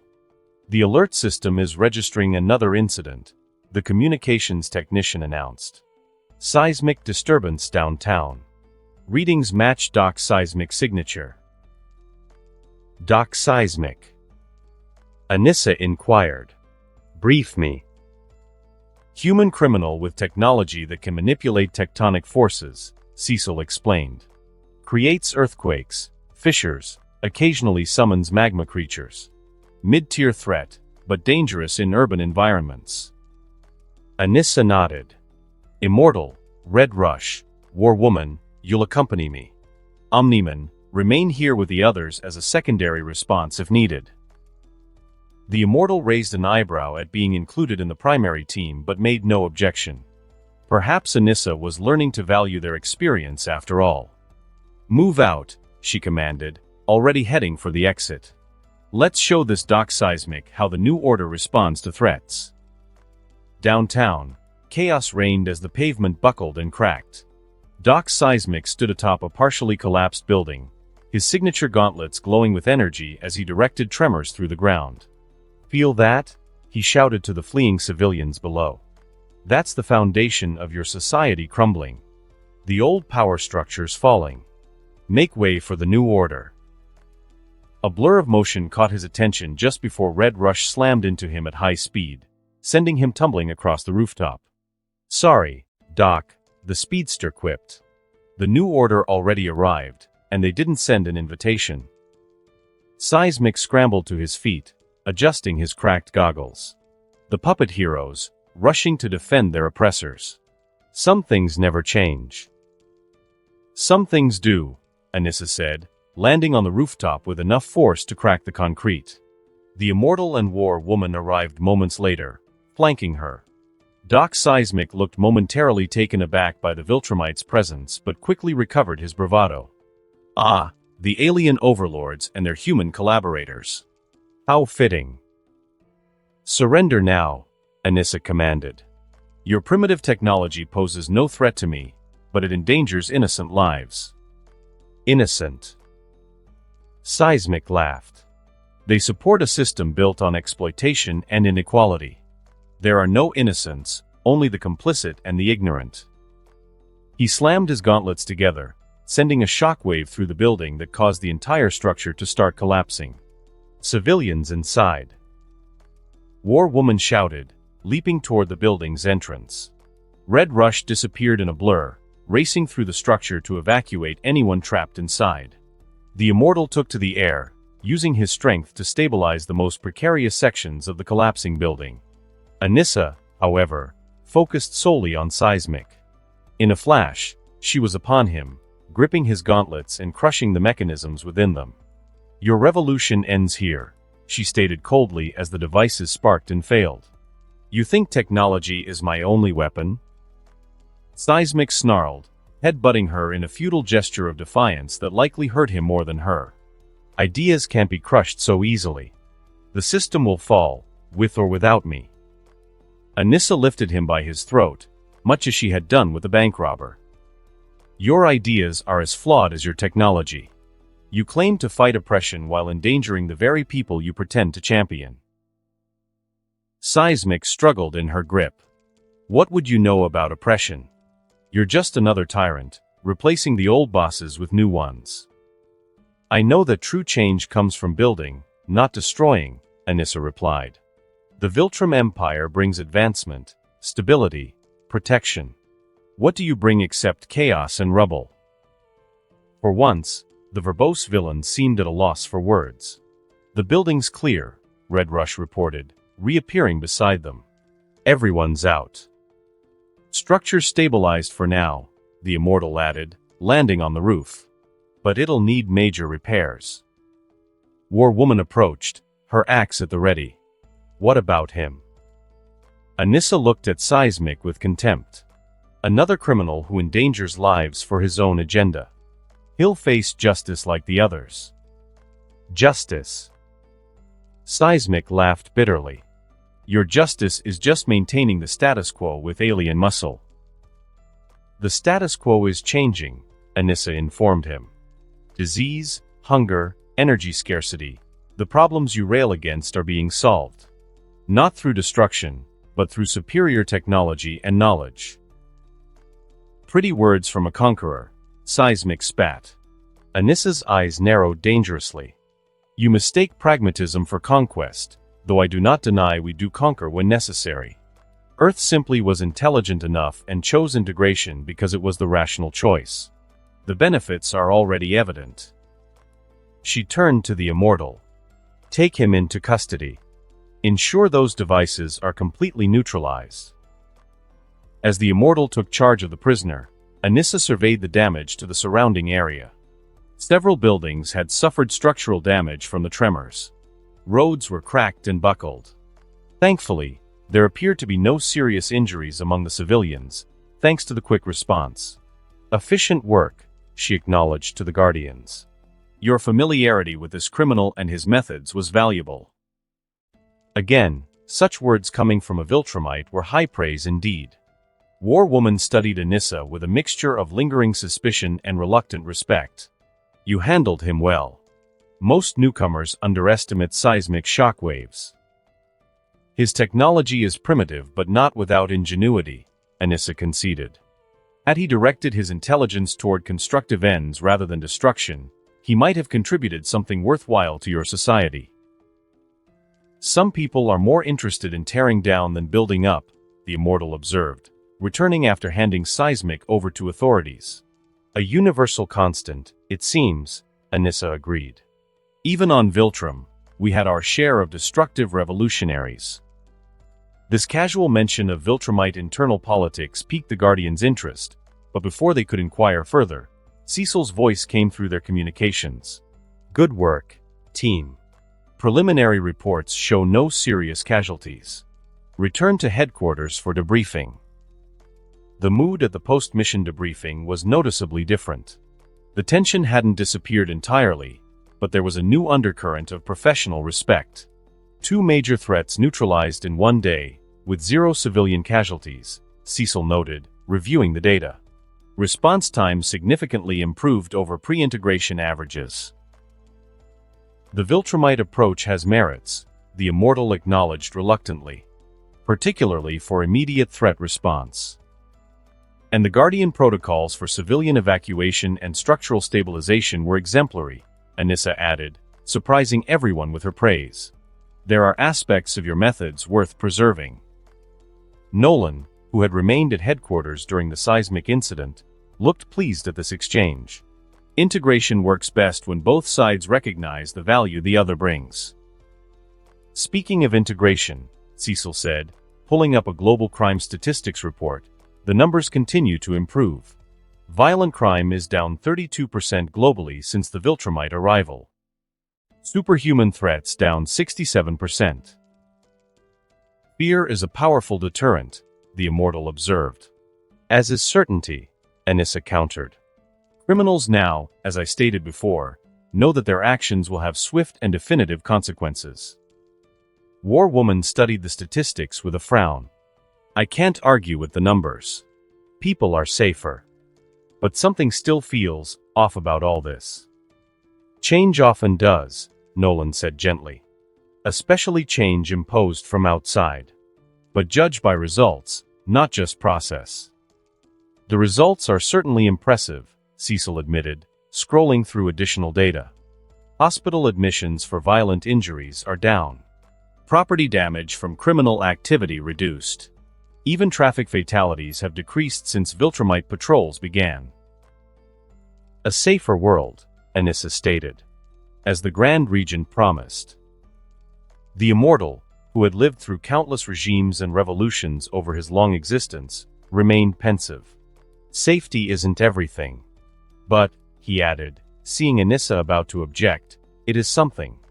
And something worth acknowledging. Progress, Nolan observed. On both sides. As the meeting concluded and the team dispersed, Cecil held Nolan back. A word, if you don't mind. When they were alone, Cecil removed his ever-present sunglasses, revealing tired eyes. The integration is proceeding more smoothly than I anticipated. Thragg has kept his word on every promise made. He's a man of his word, Nolan confirmed. Always has been. That's what concerns me, Cecil admitted. If his word includes eventually breeding every Viltrumite with compatible humans, establishing complete control over Earth's governance, and potentially expanding to other worlds, well, keeping those promises isn't necessarily in humanity's best interest. Nolan's expression remained neutral. The benefits so far have been substantial. Medical advancements alone have saved thousands of lives already. I'm not denying the benefits, Cecil said. I'm questioning the cost. The Guardians are starting to accept Anissa's authority. The public sees crime rates dropping and diseases being cured. Everyone's settling into this new normal remarkably quickly. Isn't that a good thing? It's convenient, Cecil replied. Perhaps too convenient. Thragg gets everything he wants, a compliant population, genetic material for his breeding program, a power base from which to operate, and we get enough benefits to keep us from questioning the arrangement too deeply. Nolan studied his old friend carefully. What are you suggesting, Cecil? His tone hardening slightly, for despite being friends, he is still loyal to Viltrum. Nothing, for now, the GDA director said, replacing his sunglasses. Just making observations. The Guardians may be warming to Anissa, but I haven't forgotten what Thragg did to them. What he could do to all of us if we ever truly displeased him. He's not here to conquer, Nolan insisted. If he were, he wouldn't bother with integration, medical technology transfers, or crime reduction. He'd simply take what he wanted. Perhaps, Cecil conceded. Or perhaps this is simply a more efficient form of conquest. One that doesn't require rebuilding infrastructure or pacifying a resistant population. He headed for the door, then paused. Just something to consider, Nolan. As we all adjust to our brave new world. After Cecil left, Nolan remained in the briefing room, contemplating his words. There was truth in what Cecil said. Thragg was getting everything he wanted. But was that necessarily sinister if Earth benefited as well? The statistics, again, didn't lie. People were safer. Diseases were being cured. Food production was increasing. Energy problems were being solved. For all the philosophical concerns about freedom and autonomy, the practical reality was that human life was improving under Viltrumite rule. And yet, Cecil's wariness resonated with Nolan's own lingering doubts. Thragg had been surprisingly accommodating, surprisingly willing to adapt Viltrumite methods to human sensibilities. It wasn't the approach Nolan would have expected from the Grand Regent he had known for centuries. Something had changed in Thragg. Whether that change boded well or ill for Earth remained to be seen. As Nolan finally left the room, he couldn't help wondering if they were witnessing the birth of a genuinely beneficial new order, or simply the most sophisticated conquest in human history. Either way, he had no intention of going against it, no matter what Cecil's plans may be to convince him of such subtlety. The world was transforming, and there was no going back. The constant hum of life support systems had been Roberta Connor's lullaby for over 3 decades. Trapped within her cylindrical prison of glass and metal, her malformed body suspended in nutrient solution, she had learned to find comfort in the rhythm of machines that kept her alive.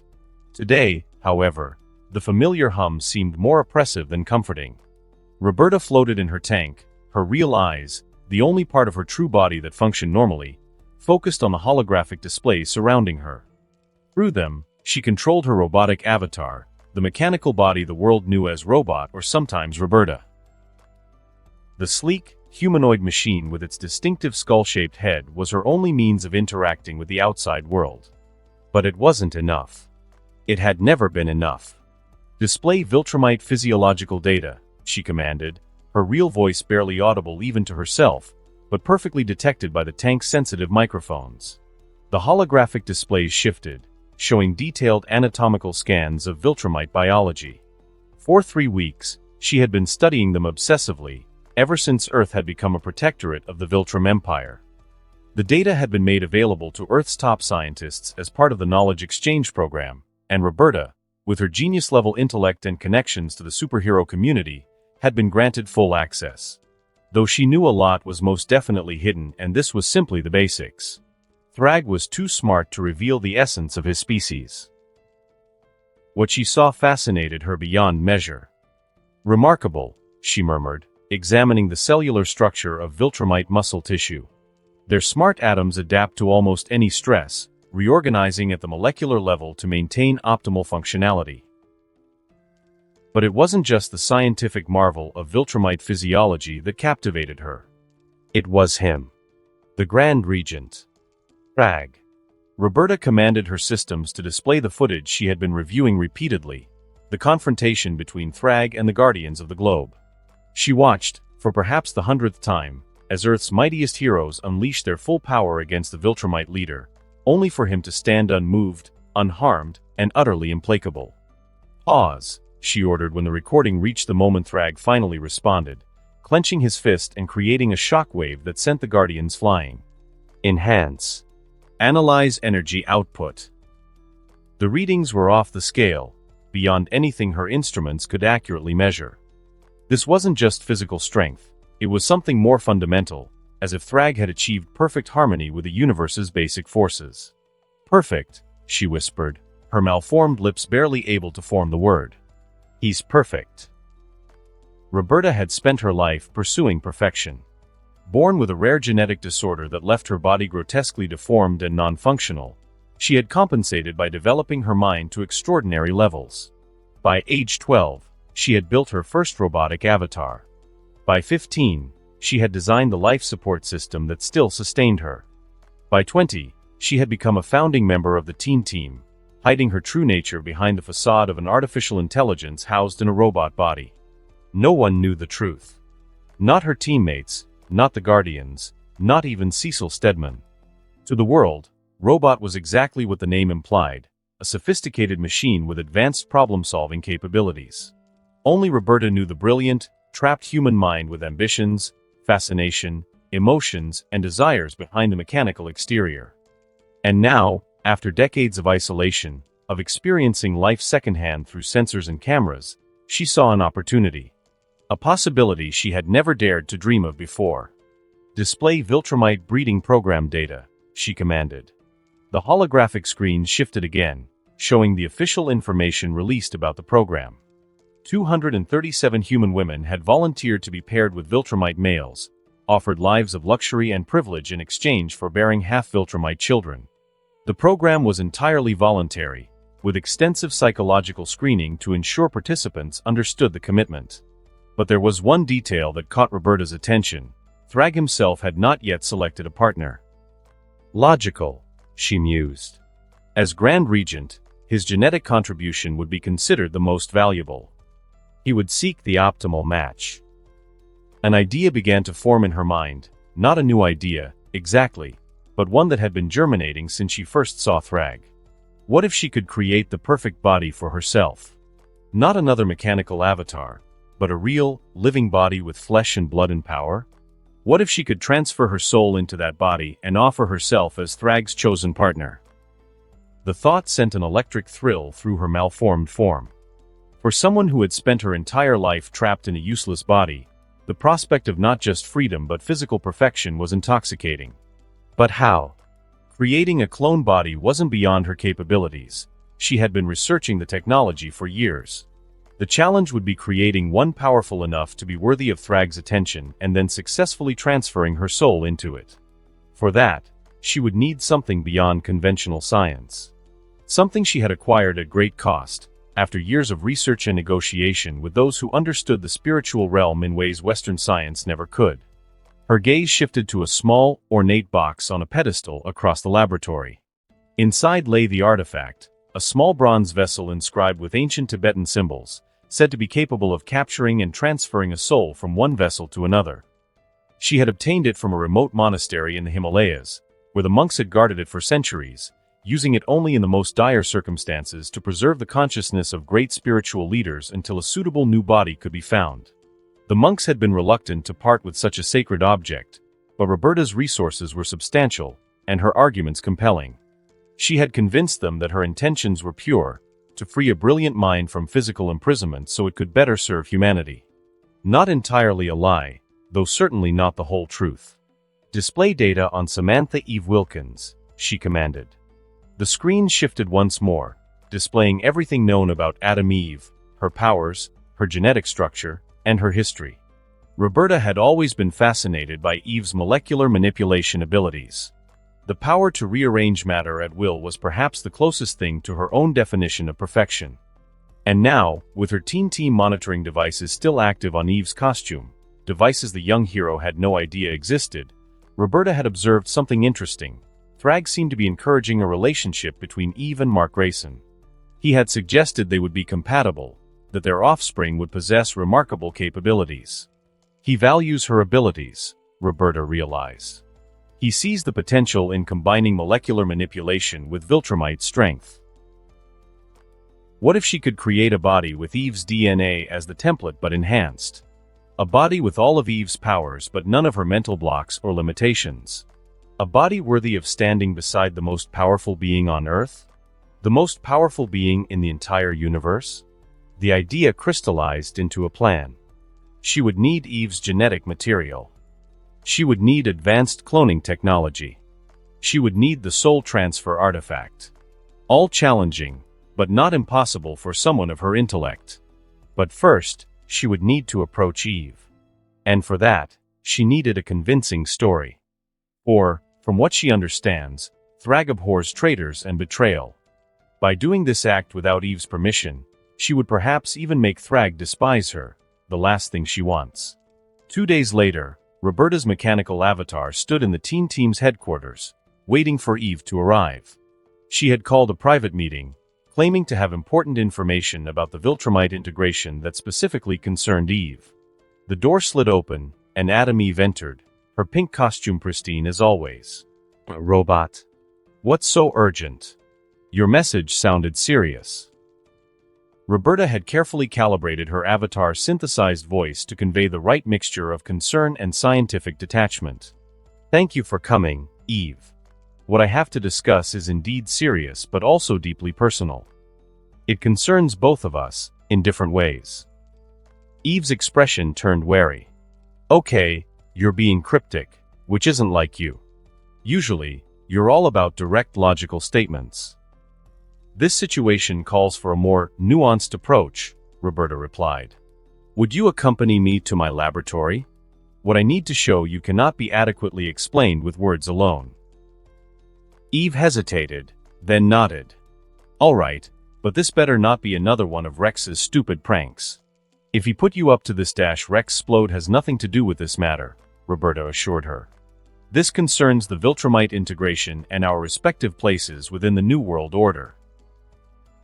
That got Eve's attention. She followed Roberta's mechanical avatar through the corridors of the headquarters and into a private elevator that descended deep beneath the building. You people knew about Roberta's true laboratory, the place where her actual body was kept. When the elevator doors opened, Eve gasped. The laboratory was vast, filled with cutting-edge technology, much of it clearly designed for medical and biological research. But what drew her attention immediately was the large cylindrical tank in the center of the room, illuminated with soft blue light. And floating within it was something human, yet not. A grotesquely malformed body, limbs withered and twisted. Only the eyes looked normal, alert, intelligent, and watching. What is that? Eve whispered, horrified and fascinated. The mechanical avatar turned to face her. That, Eve, is me. The real me. I don't understand, Eve said, taking an involuntary step back. I am not an artificial intelligence, Roberta explained, her synthesized voice now emanating from speakers near the tank rather than from the robot. I am Roberta Connors, a human being born with a rare and devastating genetic disorder. This robot is merely an avatar I control. My real body has been confined to this life support system since I was 15 years old. Eve's expression shifted from shock to compassion. All this time, we thought you were an AI. Why didn't you tell us? Would it have made a difference? Roberta asked. Would knowing that a deformed human controlled the robot have changed how you interacted with me? Or would it have simply added pity to our professional relationship? Eve had no immediate answer for that. She approached the tank cautiously, studying the malformed figure within. So all these years, you've been trapped in there? Yes. Experiencing life through cameras and sensors. Never feeling the wind on my skin or the sun on my face. Never knowing the simple pleasure of walking on my own legs or holding something with my own hands. The raw emotion in Roberta's synthesized voice was carefully calibrated, just enough vulnerability to evoke sympathy without seeming manipulative. I don't even know what to say, Eve admitted. It's horrible. But why are you telling me this now? What does it have to do with the Viltrumites? Here it was. The crucial moment. Roberta had rehearsed this explanation dozens of times, crafting it to appeal to Eve's compassionate nature while avoiding any hint of her true intentions regarding Thragg. The Viltrumites value genetic perfection, Roberta began. They categorize individuals based on their potential contribution to society and to their species' survival. I've been analyzing their integration protocols, and it's becoming clear that those with severe genetic defects or physical limitations like mine will eventually be classified as non-essential. Eve frowned. That doesn't sound right. Thragg has been surprisingly reasonable so far. He's kept his word about medical advancements and about respecting human autonomy. For those he considers valuable, Roberta countered. But what about those like me? With bodies that cannot contribute, that might even be seen as polluting the gene pool? The Viltrumites have a history of eugenics, Eve. They culled their own population of those they deemed weak. That was on their planet, under different circumstances, Eve argued, but there was uncertainty in her voice. Perhaps. But patterns of behavior tend to reassert themselves, especially in times of crisis. And the Viltrumites are in crisis, their species facing extinction. Roberta paused, letting Eve absorb this. Then she continued, her voice softer, more vulnerable. I've seen how Thragg looks at beings he considers defective or weak, with the same dispassion one might regard a broken tool. My mind is my only asset, but in this new world order, it may not be enough. Eve crossed her arms, her expression troubled. Okay, so you're worried about your position in the new hierarchy. I get that. But what does this have to do with me? Your molecular manipulation abilities represent the pinnacle of human genetic potential, Roberta explained. With your DNA as a template, I could create a body that even the Viltrumites would recognize as valuable, one that houses my soul but carries your genetic gifts. Eve's eyes widened. You want to clone me? and put your soul in the clone. Not exactly clone you, Roberta clarified. Use your genetic structure as a starting point for a new body, one designed to house my soul. The body would be aged to maturity, approximately 24 years old, and would possess your molecular manipulation abilities, but it would be me inside, not a copy of you. Eve's gaze shifted to a small, ornate box on a pedestal across the laboratory. And how exactly would you transfer your soul? That's not science. That's something beyond conventional science, Roberta acknowledged. After years of research into consciousness and its spiritual dimensions, I acquired that artifact from Tibetan monks who have preserved the ancient knowledge of soul transference. They have used it for centuries to preserve the consciousness of great spiritual leaders until a suitable new body could be found. You're serious about this, Eve said, her tone a mixture of disbelief and fascination. I have never been more serious, Roberta confirmed. This is my one chance at freedom, Eve. My one chance to experience life as something more than a prisoner in my own flesh. Eve looked troubled, her gaze moving between Roberta's real body in the tank and the mechanical avatar standing beside her. I want to help you, Roberta, I mean. But this is a lot to process. Creating a body with my powers, there are ethical considerations. And practical ones too. Soul transference?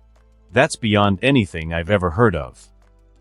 I understand your hesitation, Roberta said quickly. It's an unusual request. But consider my situation, Eve. You've never known what it's like to be trapped, to watch your body fail you day by day, to know that in the eyes of the powerful, you're becoming increasingly irrelevant. Roberta allowed genuine emotion to seep into her synthesized voice, not difficult, given that these feelings were entirely real. With your help, I could finally experience life without these walls, these tubes, this constant pain. I could be useful in this new world instead of being categorized as a burden. Eve looked at the ornate box again, curiosity evident in her expression. This artifact, you really believe it can transfer your soul? Not just your memories or personality, but your actual essence. The monks who guarded it for centuries certainly believed so, Roberta replied. And my research into consciousness suggests they may be right. The nature of the soul remains one of science's great mysteries, but this artifact offers a bridge between the scientific and spiritual understanding of consciousness. Eve paced the laboratory, clearly wrestling with the decision. And what would you do with this new body? If it worked? Continue my scientific work, Roberta said promptly. Contribute meaningfully to humanity's adaptation to the New World Order. Perhaps even earn enough respect to advocate for others like me, those who might otherwise be marginalized in a society that increasingly values physical perfection. This wasn't entirely a lie. Roberta did intend to continue her scientific work. She simply omitted her plan to offer herself as Thragg's chosen partner.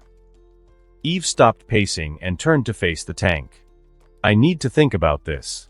It's not a small thing you're asking. Of course, Roberta agreed. Take all the time you need. But... She paused, letting vulnerability enter her voice again. Time is something I may not have in abundance. The Viltrumite integration is proceeding rapidly. Eve nodded slowly. I understand. I'll give you my answer soon. Within a day or two. After Eve left, Roberta allowed herself a moment of satisfaction. The meeting had gone as well as she could have hoped. Eve's compassionate nature had been evident in her reactions, and the seeds of concern about Viltrumite attitudes toward genetic defects had clearly taken root.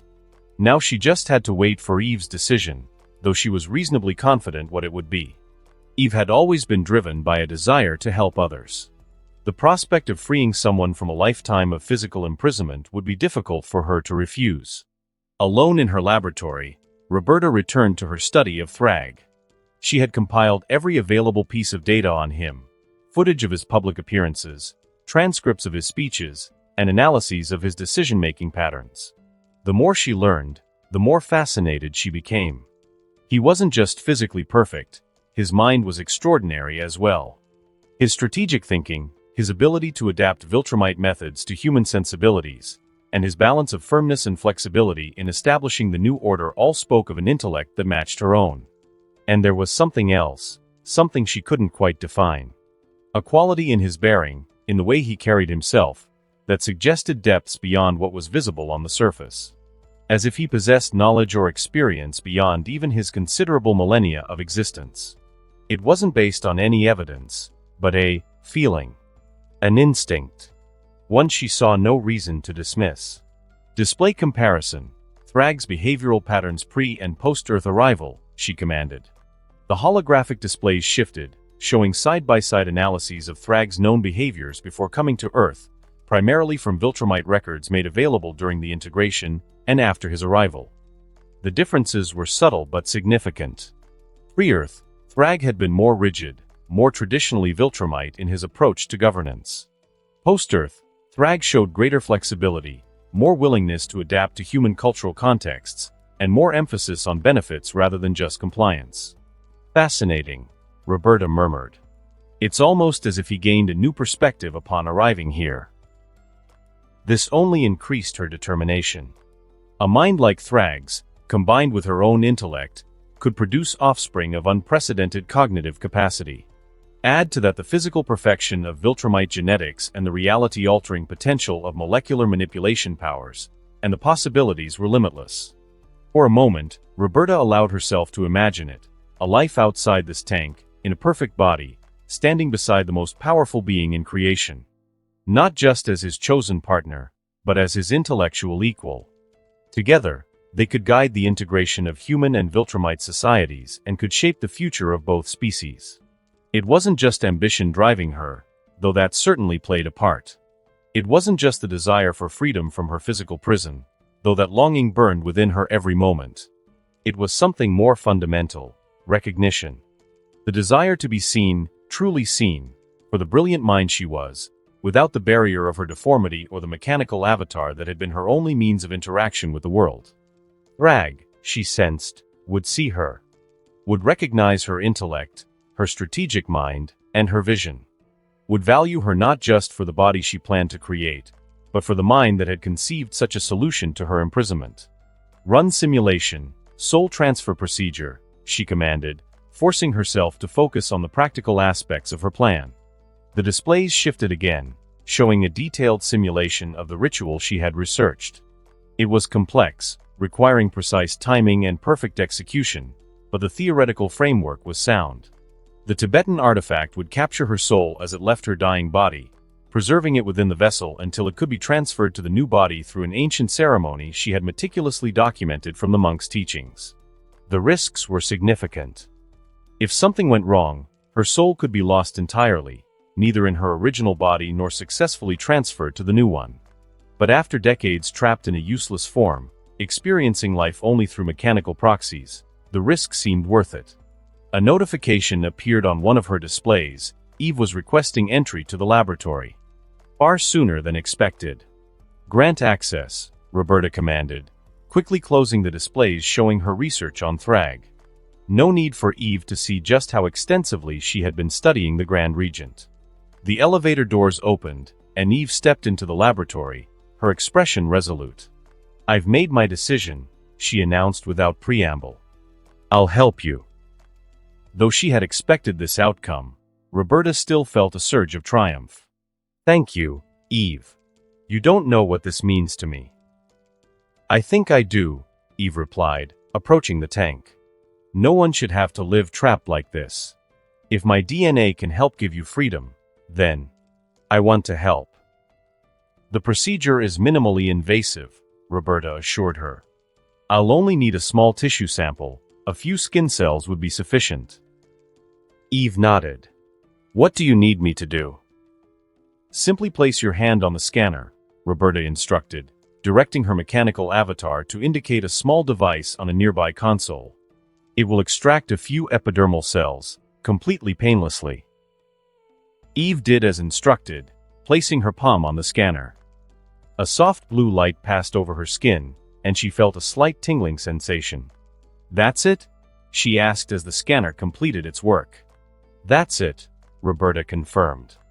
From these cells, I can extract the DNA sequence I need to begin constructing the new body. Eve looked up at the tank, at the malformed figure floating within. How long will it take? The whole process, I mean.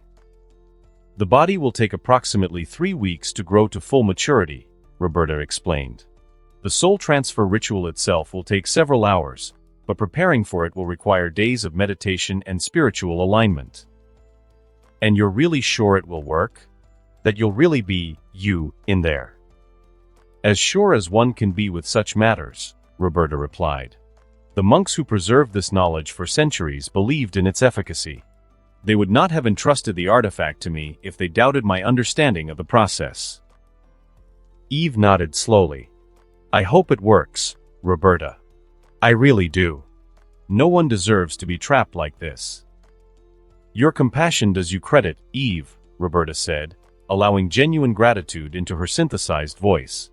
You would have agreed to such an unusual request. Well, these are unusual times, Eve said with a small smile. With aliens ruling Earth and superheroes working alongside them, helping you get a new body seems almost normal by comparison. After Eve had left, Roberta immediately began the process of analyzing the collected DNA. The sample was perfect, rich with the genetic markers that encoded Eve's molecular manipulation abilities.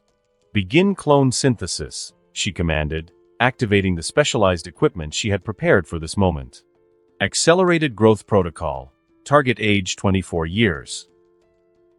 As the machinery hummed to life, beginning the complex process of growing a new body from the collected genetic material, Roberta returned to her study of Thragg again. She would need to understand him completely if she was to successfully position herself as his ideal partner. But, again, it wasn't just strategic calculation that drove her continued analysis of the Grand Regent. There was true fascination there, a growing admiration for his intellect and vision. In all her years of observing humanity from behind her mechanical facade, she had never encountered a mind that seemed to match her own, until now. Perhaps that was the most surprising development of all, that beyond the practical benefits of aligning herself with the mightiest, beyond the freedom a new body would provide, she found herself genuinely attracted to Thragg himself. It was an unexpected variable in her carefully calculated plan, but not an unwelcome one. After all, the most successful partnerships were those based on genuine mutual interest, not merely strategic advantage. As the cloning chamber began its work, building a perfect body cell by cell, Roberta allowed herself to again imagine the future that awaited her. Freedom from her prison of flesh and glass. Power beyond anything she had known. And perhaps, most intriguingly, a connection with the extraordinary being who now ruled Earth. She knows she's been thinking about this for the third time now in such a short span of time, something that is logically an inefficient use of her time, but she simply couldn't stop repeating these thoughts in her head. They were paradisiacal. For the first time in decades, Roberta Connors felt something she had almost forgotten: hope. 3 weeks passed, during which Roberta divided her attention between monitoring the developing clone body and maintaining her normal activities with the team and guardians of the globe. No one suspected what she was planning, not even Eve, who believed she was simply helping free her from a damaged body. The clone had developed perfectly, growing rapidly to the physical age of 24 under the accelerated growth protocols. It floated in its own tank now, a flawless female form with Eve's features. Remained exact, though more mature, to maintain the molecular manipulation abilities. It is in this way different enough to be distinctly her own. Today was the day. The Tibetan artifact was positioned between the two tanks, its ancient bronze surface gleaming in the laboratory lights. Roberta had spent the past 3 days in meditation, following the monk's instructions for preparing her soul for the transfer. Begin final ritual preparations, Roberta commanded, her synthesized voice steady despite the enormity of what she was about to attempt. The laboratory systems responded, the clone tank moving into position beside her own. Robotic arms extended from the ceiling, carefully opening the ornate box that contained the soul vessel. The artifact itself was surprisingly small, a bronze container no larger than a human heart, covered in intricate engravings that seemed to shift and change when viewed from different angles. For a moment, doubt crept in. What if something went wrong? What if the ritual failed, leaving her soul lost in the void between bodies? What if the monks had been mistaken about the artifact's powers? But the alternative, remaining in this tank for whatever remained of her life, especially as the world changed around her, was unthinkable. Better to risk everything for freedom than to accept eternal imprisonment. "Initiate ceremonial sequence," she commanded. The laboratory lights dimmed as the pre-programmed sequence began. Incense burners activated, filling the air with the specific aromatic compounds the monks had insisted were necessary for the ritual. Ancient Tibetan chants played through the laboratory speakers, the rhythmic sounds designed to guide her soul through the transition. The artifact began to glow with a soft, golden light that seemed to emanate from within the bronze rather than reflect off its surface. As the chanting intensified, the glow grew stronger, pulsing in time with the rhythm. Roberta felt a strange sensation, as if her essence was being gently pulled from her malformed body. Her vision blurred, then faded entirely. She felt weightless, formless, a consciousness without physical anchor. For what seemed like an eternity, there was only awareness without sensation, a pure, floating consciousness, neither in her original body nor in the new one. She could sense the artifact holding her, containing her, preserving her essence in its ancient embrace. Then, gradually, she began to feel again. But different. So different. She could feel. Actually feel. The cool liquid surrounded her body. The gentle pressure against her skin. The steady rhythm of her heart, pumping blood through veins and arteries without artificial aid. She opened her eyes, her new eyes, and saw the laboratory from a completely different perspective. No longer was she looking out from the central tank. Now she was viewing it from the side, from the clone tank. No, not the clone tank. Her tank. This was her body now. Roberta lifted a hand, her hand, and watched in wonder as perfect fingers responded to her mental command. She flexed them, marveling at the sensation of muscles contracting and of skin stretching. The artifact's glow faded, its purpose fulfilled. The soul transfer was complete. The tank began to drain, the liquid level dropping gradually to allow her new body to adjust to the change in pressure. As the fluid receded, Roberta felt the cool air of the laboratory on her skin for the first time, actual skin, not the malformed tissue of her original body. When the tank was empty, the glass cylinder retracted, and Roberta took her first steps on legs that had never walked before. There was no weakness, no uncertainty in her movements.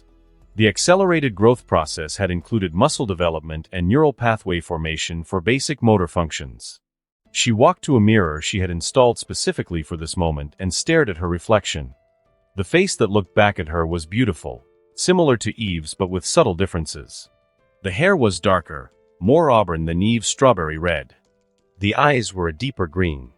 The cheekbones higher, the jaw slightly more defined. But it wasn't just the physical appearance that struck her. It was the expression, her expression, on a face that could actually show emotion. No more synthesized voice, no more mechanical avatar. This was her, Roberta Connors, in the flesh. She turned to look at her original body, still floating in its tank. The malformed figure seemed smaller somehow, more pitiful. A prison she had finally escaped. "Deactivate life support for the original body," she said, her voice, her actual voice, sounding strange to her ears. The equipment hummed as it complied, shutting down the systems that had kept her original body alive for decades. She watched dispassionately as the malformed figure twitched slightly, then went still. It wasn't murder, she told herself. That body had never truly been hers. It had been her prison, nothing more. Now she was free. And she had work to do. Roberta walked to a closet where she had prepared clothing for this moment, a simple but elegant outfit that would showcase her new body without being ostentatious or revealing. As she dressed, she mentally reviewed her plan. The next step was to introduce herself to the world, or rather, to reintroduce herself. The teen team and the Guardians knew Robot as an AI in a mechanical body. They would need to be told the truth, or at least, a version of it. That she had always been human, trapped in a deformed body, and now had found a way to transfer her soul to a new form. Most would accept this explanation with some questions about why she looked like Eve. They would probably form theories, though if Eve herself desired it, she could reveal that she aided in cloning a new body for her. It wasn't a secret that necessitated hiding. Though once her new identity was established, she would approach the Viltrumite breeding program. Not directly, that would be too obvious. She would position herself as a scientist interested in studying Viltrumite human genetic compatibility, offering her expertise to the program administrators. Eventually, she would engineer an encounter with Thragg himself. And when that moment came, she would be ready, a perfect physical specimen with powers rivaling the strongest human heroes, combined with an intellect that could match the Grand Regent's own. Roberta smiled at her reflection, marveling at the way her new face expressed emotion. Yes, everything was proceeding according to plan. Soon, very soon, she would take her rightful place in the New World Order, not as a trapped mind in a useless body, not as a mechanical facade pretending to be an AI, but as herself. Roberta Connors, Reborn. Perfect. And perhaps, if everything went as she hoped, as the chosen partner of the strongest. And that concludes this episode. If you enjoyed it, I'd seriously love it if you guys could leave a like on the video, as it genuinely helps out so much, and it keeps me going, plus it takes only 1 second. That said, have a wonderful day. See you in the next one.